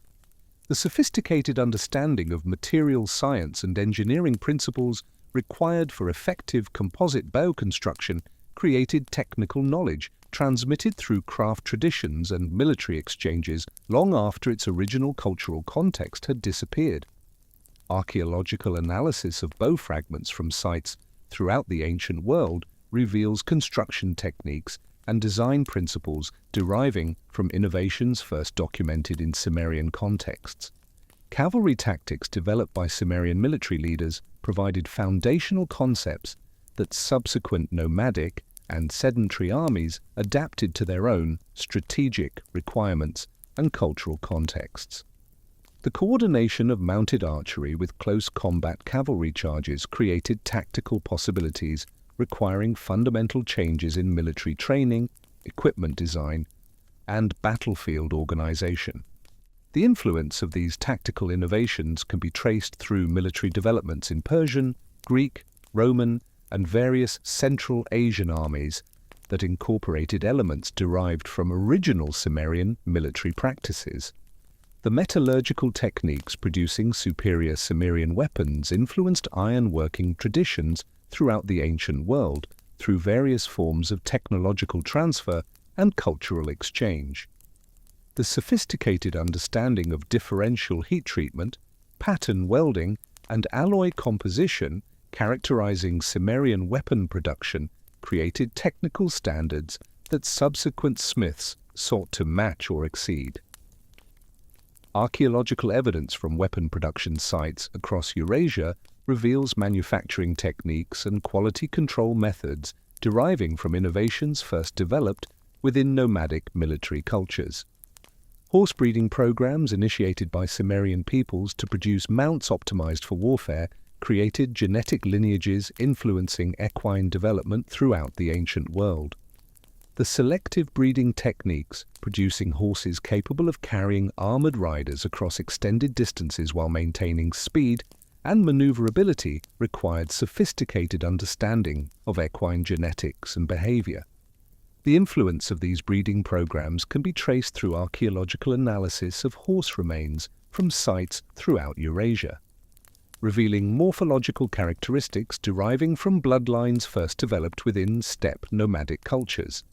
The siege warfare techniques Cimmerian forces developed through their campaigns against fortified urban centers contributed to military engineering knowledge influencing subsequent developments in both offensive and defensive technologies.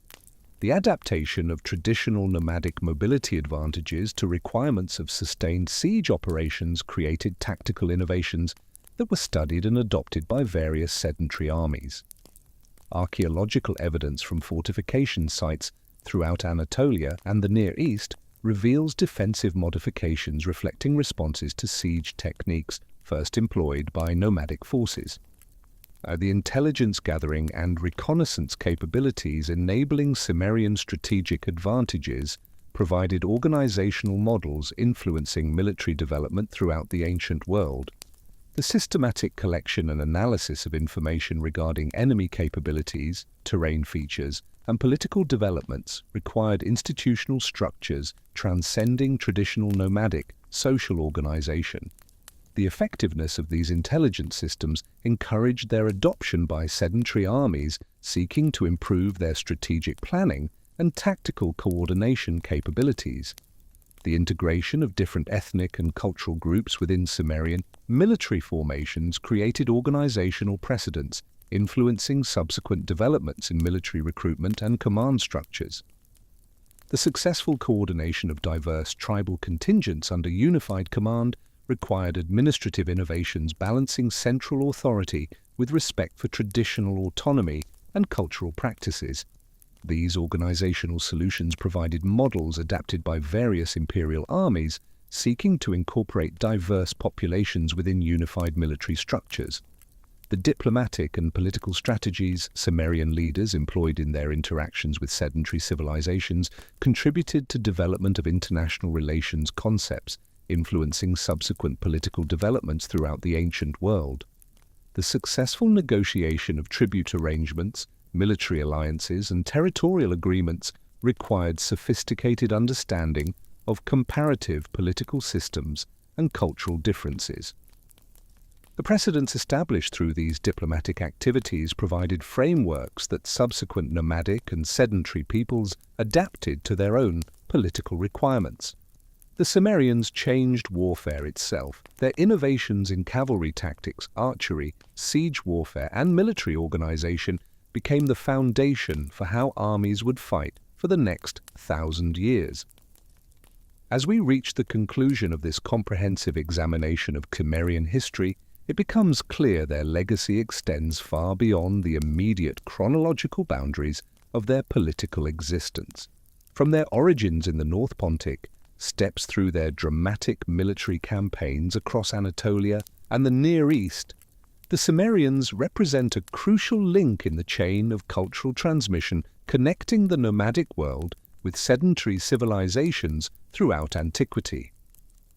The transformation from historical actors into legendary figures demonstrates the remarkable durability of cultural memory and the complex processes through which ancient peoples continue to influence modern consciousness. The Cimmerians ultimately achieved a form of immortality their greatest warriors could never have imagined, living on not merely in archaeological remains and ancient texts, but in the collective imagination of humanity itself, forever embodying the fierce independence and martial prowess of the nomadic peoples who shaped the ancient world. Their story challenges us to reconsider many assumptions about ancient history. We tend to think of civilization as synonymous with cities, agriculture, and written records. The Cimmerians remind us that nomadic peoples, often dismissed as barbarians by the literate civilizations they confronted, possessed their own sophisticated cultures, advanced technologies, and complex social organizations. Their military innovations weren't crude tactics of primitive raiders, but sophisticated systems requiring deep understanding of metallurgy, animal husbandry, tactical coordination, and strategic planning. The Cimmerian impact on the ancient world was profound and multifaceted. Militarily, they demonstrated that small, highly mobile forces employing superior tactics and technology could challenge and even defeat much larger armies from established civilizations. Their campaigns against Phrygia and Lydia showed that no kingdom, regardless of its wealth, fortifications, or military traditions, was invulnerable to determined nomadic assault. This realization forced fundamental changes in how sedentary civilizations approached defense, leading to innovations in fortification design, military organization, and diplomatic strategies for managing nomadic threats. Economically, Cimmerian activities disrupted trade networks connecting the Mediterranean with Central Asia and the Black Sea region. The chaos they created in Anatolia forced merchants to develop alternative routes and trading relationships, contributing to the economic geography of the classical Mediterranean world. The wealth they extracted through raiding and tribute arrangements enabled them to acquire luxury goods from across the known world, as evidenced by the spectacular grave goods found in elite Cimmerian burials. Culturally, the Cimmerians contributed to the artistic traditions that would flourish in later nomadic cultures, particularly the animal-style art characterizing Scythian and other steppe peoples. Their metalworking techniques and decorative motifs can be traced in archaeological materials across vast geographic ranges, suggesting their influence on craft traditions extended far beyond territories they directly controlled. The synthesis of steppe artistic traditions with influences from Caucasian, Anatolian, and Mediterranean sources created new, artistic vocabularies that enriched the cultural diversity of the ancient world. Technologically, Cimmerian innovations in ironworking, horse equipment, and weapons manufacture represented significant advances that subsequent cultures adopted and further developed. The sophisticated metallurgical techniques evident in Cimmerian swords and tools demonstrate that nomadic smiths had achieved levels of technical competence matching or exceeding those of sedentary civilizations. The standardization of weapons production and the development of specialized equipment for cavalry warfare created technological foundations that would influence military development for centuries. Demographically, the Cimmerian migrations and eventual assimilation into various sedentary populations contributed to the ethnic composition of Anatolian and Caucasian societies. While the exact demographic impact remains difficult to quantify due to limitations of available evidence, the archaeological record suggests substantial numbers of Cimmerian people eventually integrated into local communities, bringing with them genetic lineages, cultural practices, and specialized knowledge that enriched the societies they joined. The process of Cimmerian assimilation provides valuable insights into how nomadic sedentary interactions could produce cultural synthesis rather than simple domination by either side. The gradual adoption of sedentary lifestyles, the intermarriage between Cimmerian and local populations, and the preservation of certain Cimmerian cultural elements within hybrid traditions demonstrate the complexity of cultural change in the ancient world. These processes remind us that ethnic and cultural identities were fluid and dynamic, constantly being renegotiated through interactions between different groups. So what can we learn from the Cimmerians today? Their story offers several valuable lessons about history, culture, and human adaptability. First, the Cimmerians remind us that historical change often comes from unexpected sources.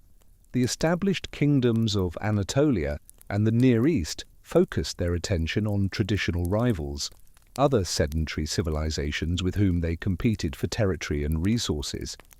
They failed to recognize the emerging threat from the northern steppes until Cimmerian warbands were already devastating their territories. This pattern, powerful civilizations blindsided by forces they considered marginal or irrelevant, recurs throughout history. The Cimmerians teach us to pay attention to developments at the margins, to recognize that innovation and disruption often come from outside established centers of power. Second, their story demonstrates the importance of military adaptation and technological innovation in determining historical outcomes. The Cimmerians didn't succeed because they had larger armies or greater resources than their opponents. They succeeded because they had developed superior tactics, better weapons, and more effective organizational structures for their particular form of warfare. Their mastery of mounted archery, their sophisticated metallurgy, and their tactical flexibility gave them decisive advantages against opponents who were often wealthier and more numerous. This reminds us that in military conflicts, quality often matters more than quantity, and tactical innovation can overcome material disadvantages. Third, the Cimmerian experience illustrates how environmental pressures can trigger large-scale population movements with profound historical consequences. The Scythian expansion that displaced the Cimmerians from their original homeland likely resulted from complex interactions between climate change, demographic pressures, and competition for resources on the Eurasian steppes. The Cimmerian migrations into Anatolia and the Caucasus created a cascade of secondary effects as displaced populations sought new territories, disrupting established political systems and forcing other groups to adapt. This pattern of environmentally triggered migrations causing political and military upheavals remains relevant today as climate change and resource scarcity continue to drive human movement and conflict. Fourth, the gradual disappearance of the Cimmerians through assimilation rather than extermination demonstrates that cultural integration can be a powerful force in history. The Cimmerians didn't vanish because they were annihilated in some final apocalyptic battle. They faded away as individuals and families made pragmatic choices to adopt sedentary lifestyles, marry into local populations, and integrate with the societies around them. This process of gradual cultural transformation, often invisible to contemporary observers and difficult for modern historians to trace, may be one of the most important mechanisms of historical change. It reminds us that cultural boundaries are permeable and that ethnic identities are constantly being negotiated and renegotiated through countless individual decisions.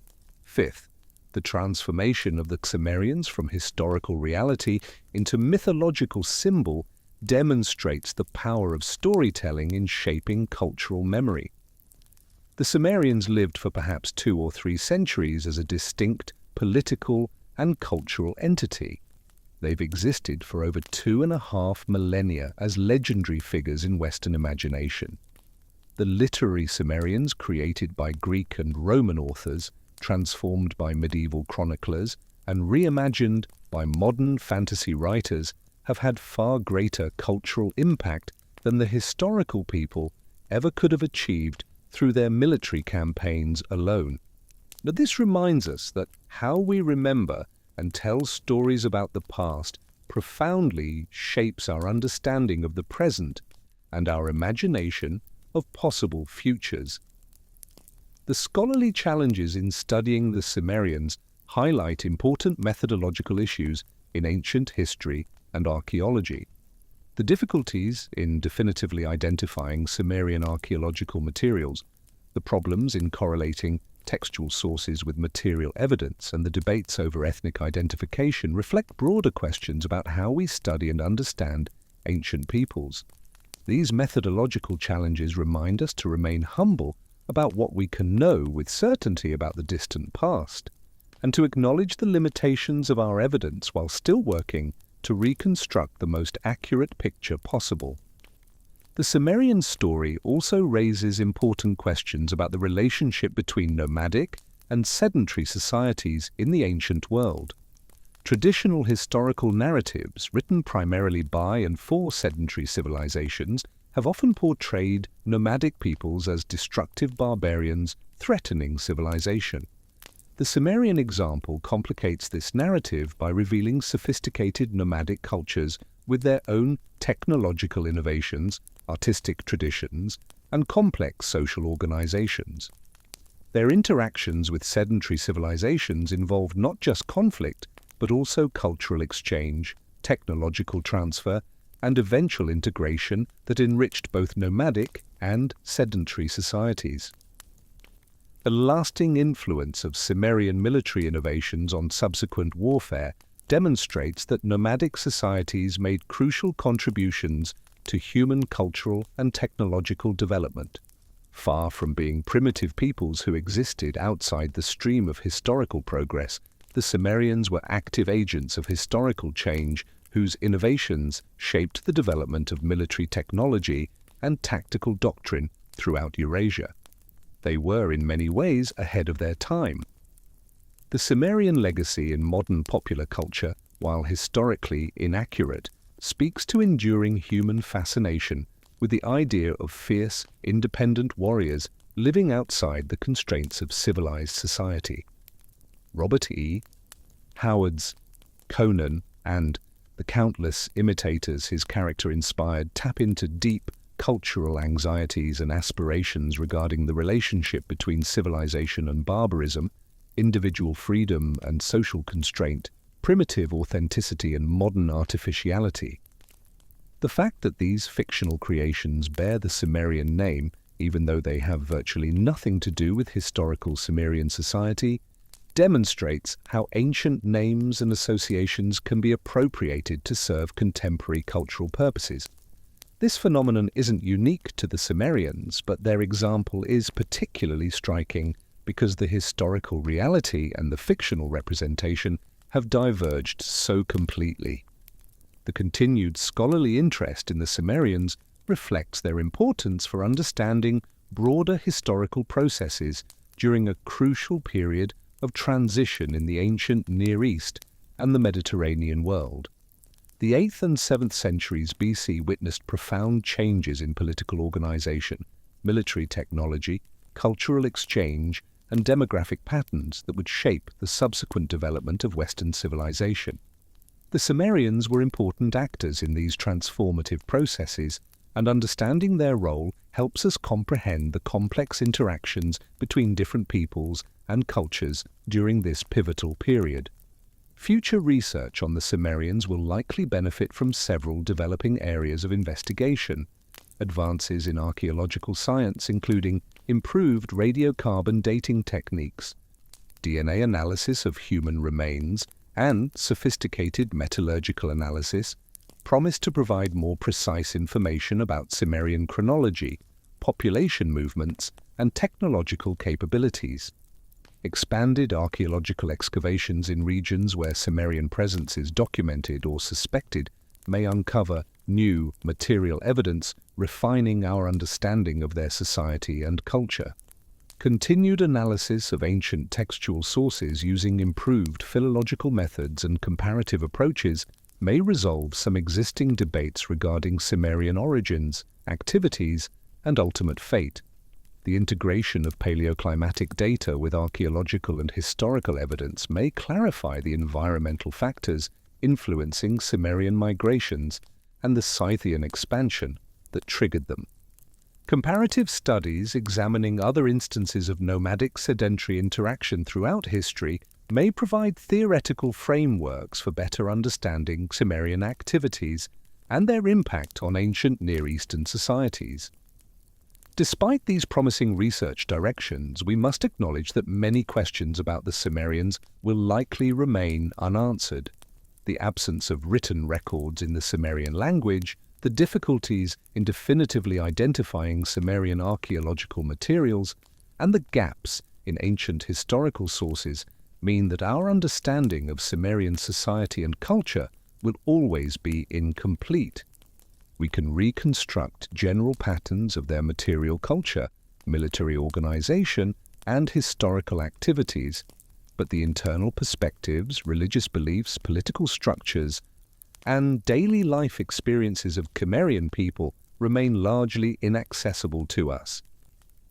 This incompleteness, while frustrating for historians seeking comprehensive knowledge, also contributes to the enduring fascination the Cimmerians hold. The gaps in our knowledge create space for imagination and speculation, allowing each generation to reimagine the Cimmerians in ways that speak to contemporary concerns and interests. The scholarly Cimmerians, reconstructed through careful analysis of archaeological and textual evidence, coexist with the legendary Cimmerians who inhabit the realm of mythology and fiction. Both versions contribute to our collective cultural heritage, offering different but complementary ways of engaging with the ancient past. The story of the Cimmerians ultimately reminds us that history is made not just by great empires and famous kings, but also by the countless individuals and communities whose names have been forgotten, but whose actions shape the world we inhabit. The Cimmerians emerged from obscurity, briefly occupied the center stage of ancient Near Eastern history, and then faded back into shadow.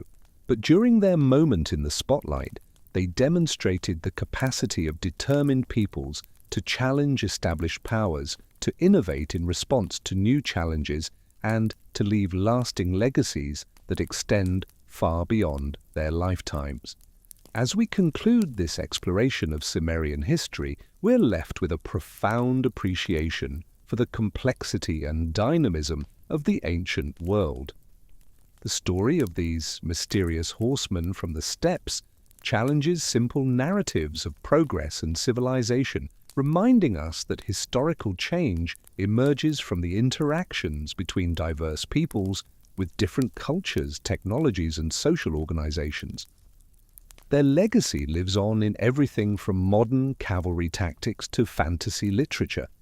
The Cimmerians teach us that the past is never as simple as we might like to believe, that ancient peoples were far more sophisticated than traditional stereotypes suggest, and that the boundaries between civilization and barbarism are far more permeable than conventional narratives acknowledge.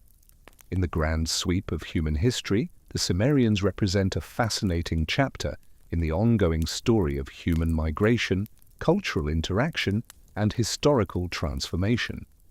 Or they remind us that history belongs not just to those who build great monuments and write extensive records, but also to those who leave behind only scattered artifacts and fragmentary mentions in foreign texts. The Cimmerians may have disappeared as a distinct people over 2 millennia ago, but their story continues to resonate because it speaks to universal human experiences of displacement, adaptation, conflict, and cultural change. Their transformation from feared warriors to absorbed minorities to legendary figures demonstrates the many ways human communities persist across time, not always in the forms they originally took, but in the influences they leave on subsequent generations and in the stories told about them long after they've vanished.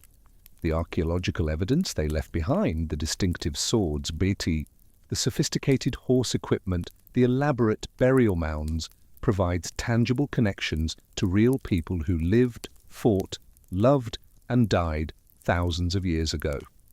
These material remains ground our understanding in physical reality, even as we acknowledge the limitations of what we can know about the people who created them.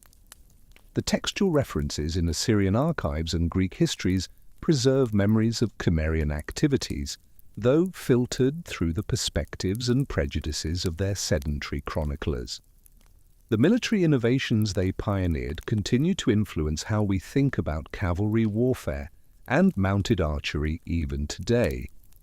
And the legends that grew up around them, from Homer's mysterious people dwelling in perpetual darkness to Robert E.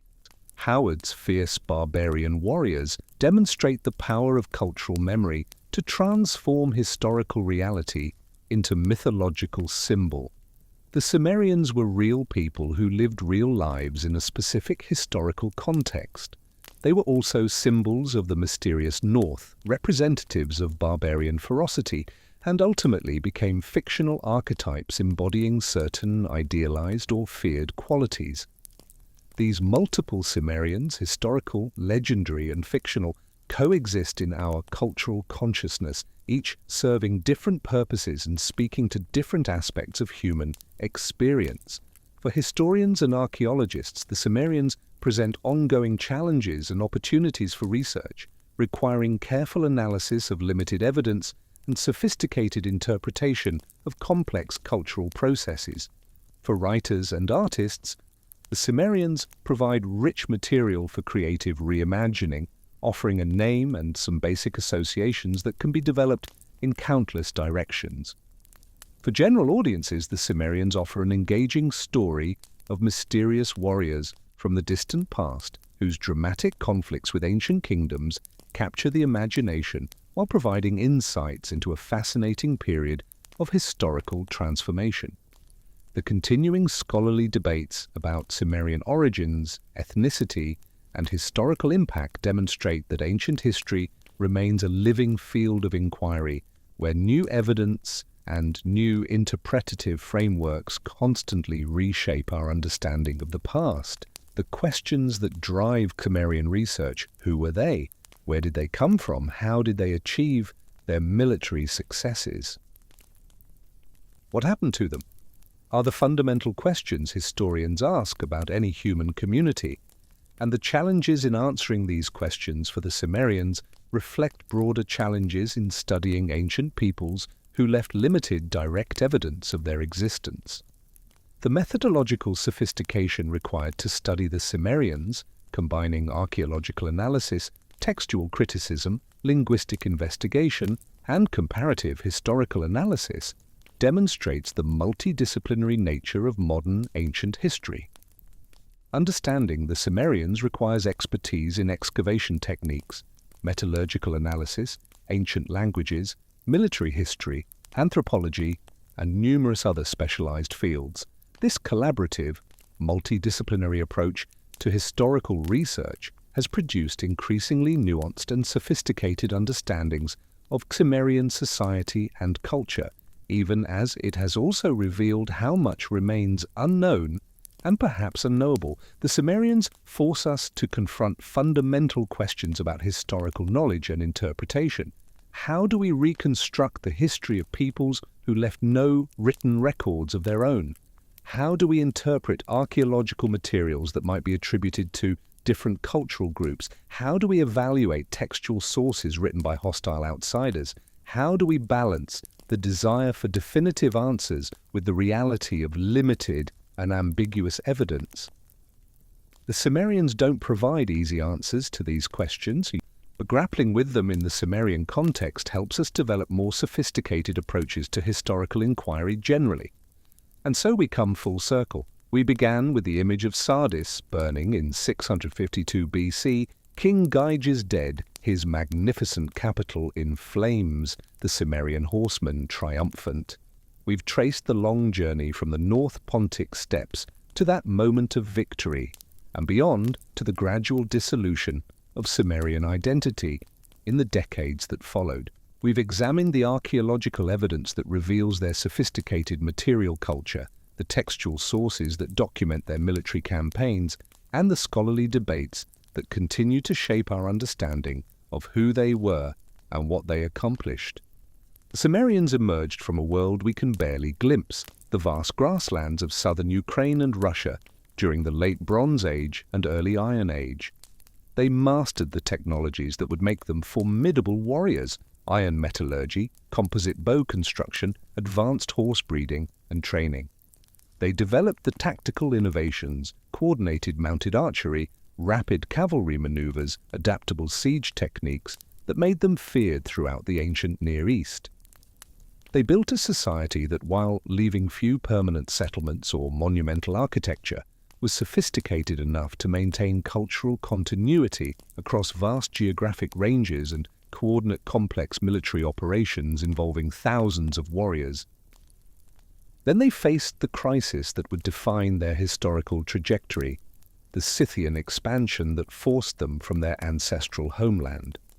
Some chose to stay and fight, perishing in the struggle against superior forces.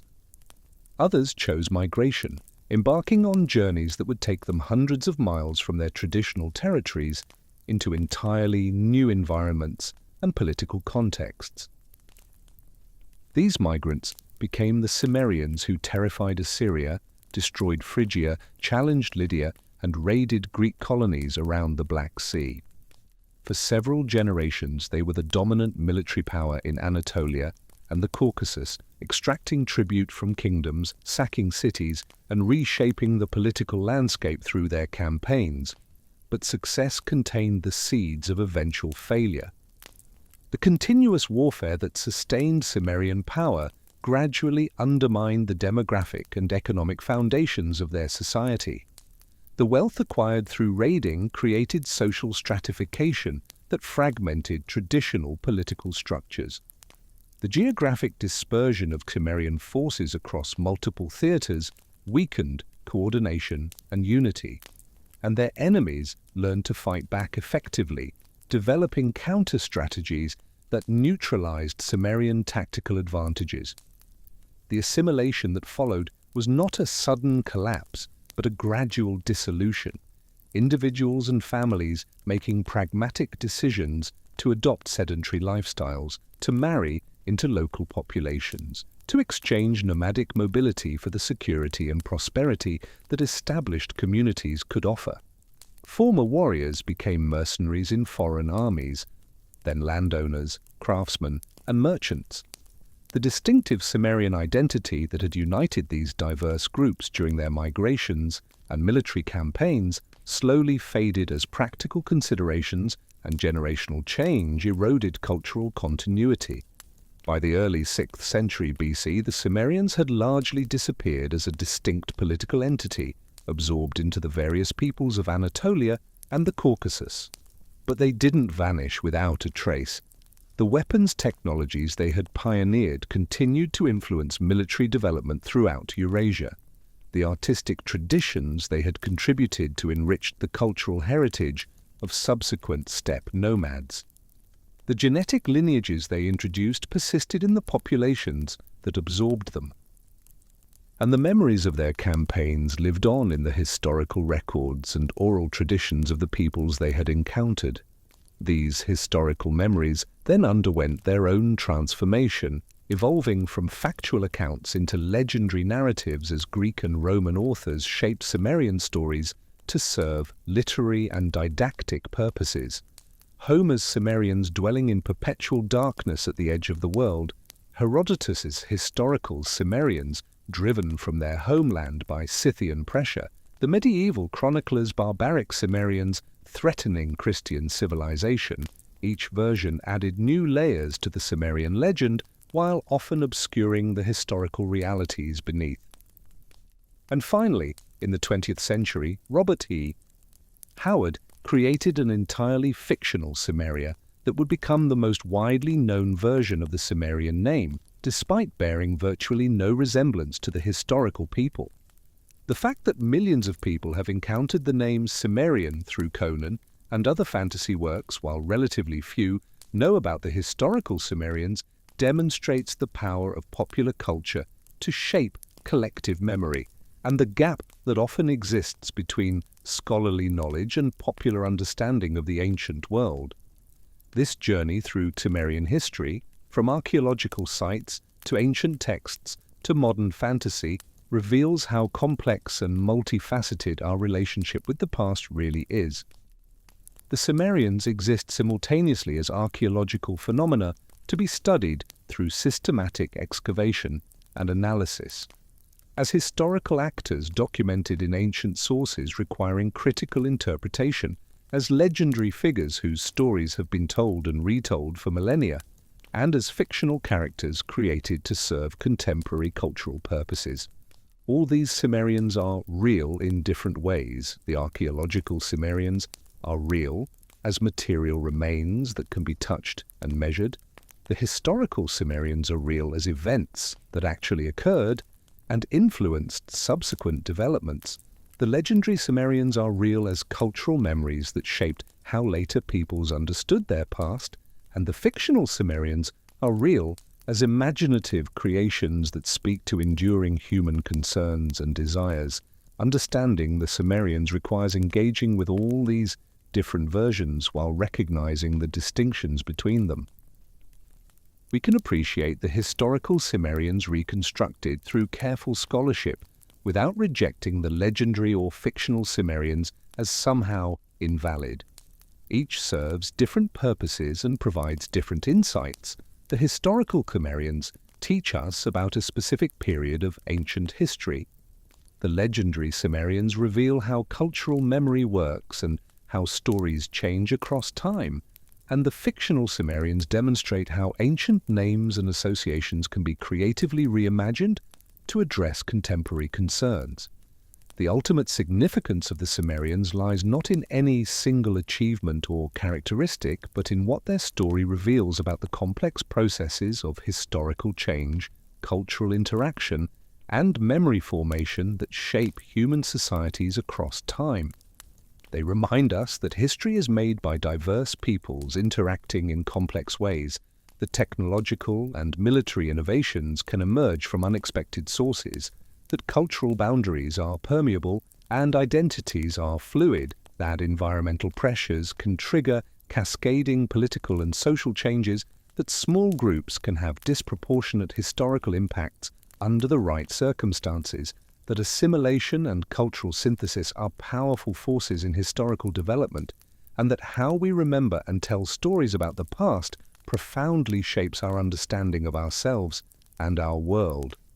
The Cimmerians challenge us to think more carefully about how we categorize and evaluate ancient peoples, to question simple dichotomies between civilization and barbarism, to recognize that technological sophistication and cultural complexity can take many different forms, to appreciate that military conquest and cultural destruction are only part of the story of cultural contact, and to acknowledge that the peoples we study were as fully human as we are, facing challenges and making choices with the knowledge and resources available to them. As we conclude this comprehensive exploration of Cimmerian history, we're left with both answers and questions. We know more about the Cimmerians than we did when we began. We've examined the archaeological evidence, analyzed the textual sources, considered the scholarly debates, traced their historical trajectory from emergence through expansion to eventual disappearance, and reflected on their lasting legacy and cultural afterlife. But we also recognize how much remains unknown and perhaps unknowable: the internal perspectives of Cimmerian people, the details of their political organization and religious beliefs, the specific motivations driving individual and group decisions, the full extent of their demographic and cultural impact on the regions they inhabited. This combination of knowledge and uncertainty is characteristic of ancient history, and the Cimmerians provide an excellent example of both the possibilities and limitations of historical reconstruction when dealing with peoples who left limited direct evidence of their existence. The continuing fascination with the Cimmerians, both scholarly and popular, suggests that their story will continue to be told and retold, reinterpreted and reimagined, in ways that speak to new generations with new questions and concerns.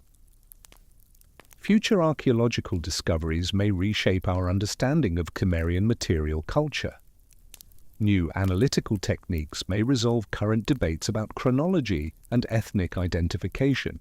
Comparative studies may provide fresh perspectives on the processes we've examined, and creative artists will surely continue to find inspiration in the Cimmerian name and the associations it carries, producing new fictional versions that add to the already rich tapestry of Cimmerian cultural memory.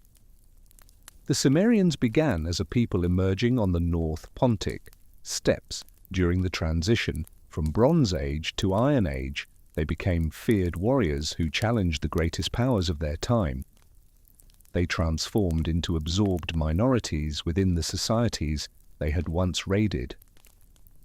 They evolved into legendary figures embodying mysterious northern barbarism, and they were reborn as fictional heroes in modern fantasy literature. Each transformation represents a different chapter in the ongoing story of how human communities persist across time, not always in the forms they originally took, but in the influences they leave and the stories told about them.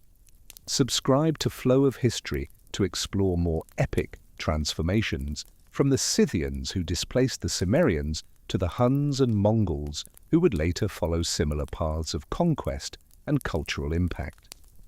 Discover how nomadic peoples repeatedly reshaped sedentary civilizations, how military innovations spread across continents, how displaced populations became conquerors and conquerors became legends, and how ancient peoples whose names we barely recognize left lasting impacts on the world we inhabit today.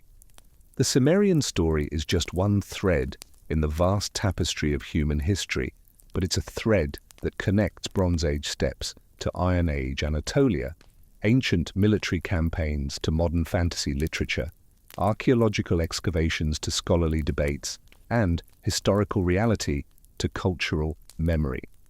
By tracing this thread carefully, we've gained insights not just into one particular ancient people, but into the broader patterns and processes that shape how human societies develop, interact, change, and are remembered across the centuries and millennia.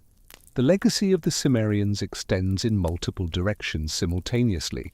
In the realm of military history, their innovations in cavalry tactics and weapons technology influenced how armies would fight for centuries to come. In the realm of cultural history, their artistic traditions and metalworking techniques contributed to the development of steppe nomadic cultures. In the realm of demographic history, their migrations and assimilation contributed to the ethnic composition of Anatolian and Caucasian populations. In the realm of political history, their campaigns reshaped the balance of power in the ancient Near East and forced established kingdoms to develop new defensive strategies. In the realm of literary history, their transformation into legendary figures created enduring symbols and narrative patterns. And in the realm of popular culture, their name became attached to fictional creations that have entertained millions while bearing little resemblance to historical reality. Each of these legacies is real and significant in its own way, and understanding the full Cimmerian story requires appreciating how all these different strands interweave. The Cimmerians were simultaneously historical actors pursuing practical goals in specific political and military contexts, cultural innovators contributing to broader artistic and technological developments, demographic factors in large-scale population movements and ethnic formations, symbols of northern barbarism in Mediterranean cultural imagination, and raw material for literary and artistic creativity extending across 2.5 millennia. No single perspective captures the full complexity of what the Cimmerians were and what they represent. The scholarly study of the Cimmerians has evolved dramatically over the past century and a half, from early speculative identifications based on limited textual sources to increasingly sophisticated multidisciplinary approaches incorporating archaeological science, comparative linguistics, military history, anthropological theory, and digital humanities methods. This evolution reflects broader changes in how historians and archaeologists approach the study of ancient peoples, with growing recognition that understanding the past requires integrating evidence from multiple sources and perspectives, that ethnic and cultural identities are complex and fluid rather than simple and static, that material culture and textual sources each have distinctive strengths and limitations, and that our reconstructions of the past are always provisional and subject to revision as new evidence emerges and new analytical methods develop. The debates that continue among Cimmerian specialists regarding ethnic identification, chronology, and historical significance demonstrate that ancient history remains a dynamic field where fundamental questions about major historical phenomena remain open and contested. These ongoing scholarly discussions aren't signs of failure or confusion, but rather reflect the inherent challenges of reconstructing the distant past from limited evidence and the productive tension between different interpretive approaches. The fact that experts can examine the same evidence and reach different conclusions about Cimmerian origins, activities, and impact reminds us to maintain appropriate humility about what we can know with certainty while still working to develop the most accurate and comprehensive understanding possible. For non-specialists interested in ancient history, the Cimmerian story offers an accessible entry point into a fascinating period of cultural transformation and military conflict that shaped the ancient Near Eastern and Mediterranean worlds. The dramatic narrative of their campaigns against established kingdoms provides inherent interest, while the deeper questions about their origins, organization, and ultimate fate invite reflection on how historians reconstruct the past and how we should evaluate ancient peoples who left limited direct evidence of their existence. The multiple versions of the Cimmerians, archaeological, historical, legendary, fictional, provide opportunities to explore how cultural memory works and how the same ancient name can carry very different meanings in different contexts. The Cimmerians ultimately represent a reminder that history is far more complex, dynamic, and fascinating than simplified textbook narratives often suggest. They challenge us to look beyond the familiar stories of great empires and famous kings to discover the countless other peoples and cultures that contributed to shaping the ancient world. And they invite us to appreciate the sophisticated technologies and complex social organizations of nomadic societies that are often dismissed as primitive. They demonstrate the profound impact that seemingly marginal groups can have when circumstances align to amplify their influence. And they remind us that the past continues to live in the present, in the archaeological remains we excavate, the texts we interpret, the cultural memories we preserve, and the stories we tell about who we are and where we came from. As we bring this exploration to a close, we might reflect on what makes the Cimmerian story worth telling and retelling. Certainly the dramatic military campaigns and the destruction of powerful kingdoms provide narrative excitement. The mystery surrounding their origins and ultimate fate creates intellectual intrigue. The transformation from historical reality to cultural legend raises fascinating questions about memory and interpretation. But perhaps the deepest value of the Cimmerian story lies in what it teaches us about human adaptability, resilience, and creativity in the face of tremendous challenges. The Cimmerians faced displacement from their ancestral homeland by superior forces, forcing them to abandon traditional territories and seek new homes in unfamiliar environments. Rather than simply succumbing to these pressures, they adapted their skills and technologies to new contexts, developing innovative military tactics that enabled them to challenge and defeat much larger and wealthier kingdoms. When circumstances changed and their military dominance could no longer be sustained, they adapted again, transitioning from nomadic warriors to settled farmers, craftsmen, and merchants. This repeated adaptation to changing circumstances, from Bronze Age steppe pastoralists to Iron Age mounted warriors to assimilated members of sedentary societies, demonstrates remarkable flexibility and resilience. The Cimmerians weren't simply victims of historical forces beyond their control, nor were they unchanging traditionalists clinging to ancestral ways regardless of circumstances. They were pragmatic people making strategic choices about how to survive and thrive in a complex and often hostile world.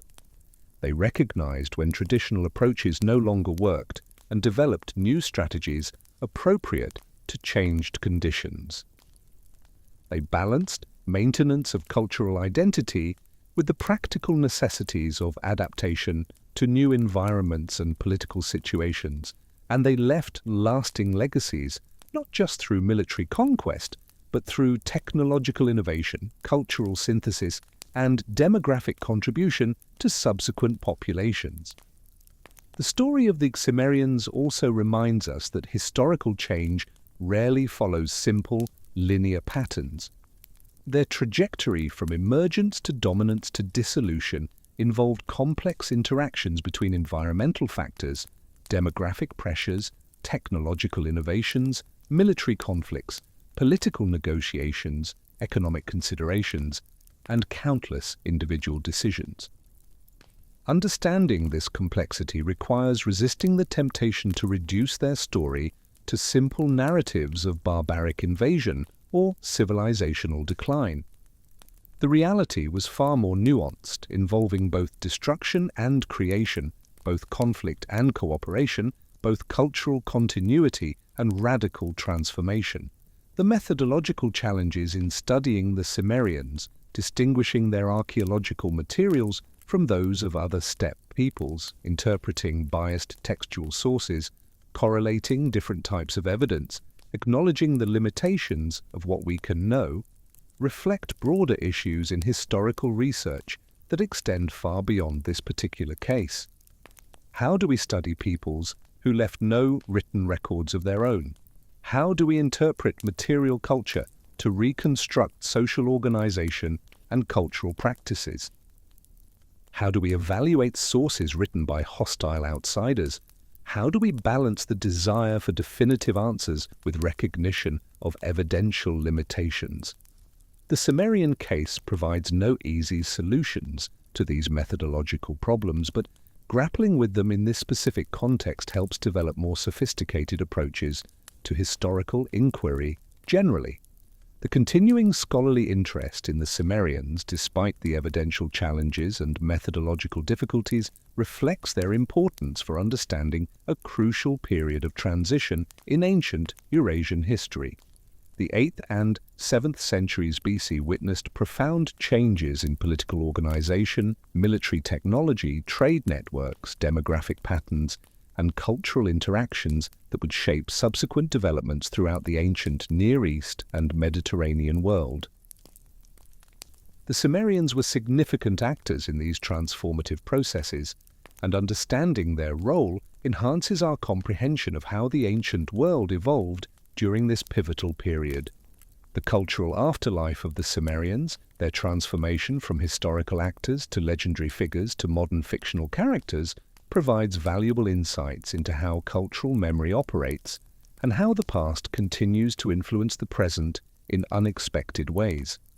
The fact that the name Cimmerian carries powerful associations in modern Western culture, largely through Robert E. Howard's creative reimagining, demonstrates that historical names and concepts can take on lives of their own, evolving in ways that have little to do with original historical realities. This phenomenon isn't unique to the Cimmerians, but their example is particularly striking because of the complete disconnect between historical reality and popular fictional representation. Understanding both the historical Cimmerians and their fictional counterparts and recognizing the complex processes through which one evolved into the other provides valuable lessons about the relationship between history and memory, between scholarly knowledge and popular culture, between past and present. The Cimmerians teach us that the past is never simply past. It continues to live in material remains, in textual sources, in cultural memories, in scholarly reconstructions, and in creative reimaginings. Each generation encounters the past with new questions, new methods, new concerns, and new imaginative possibilities.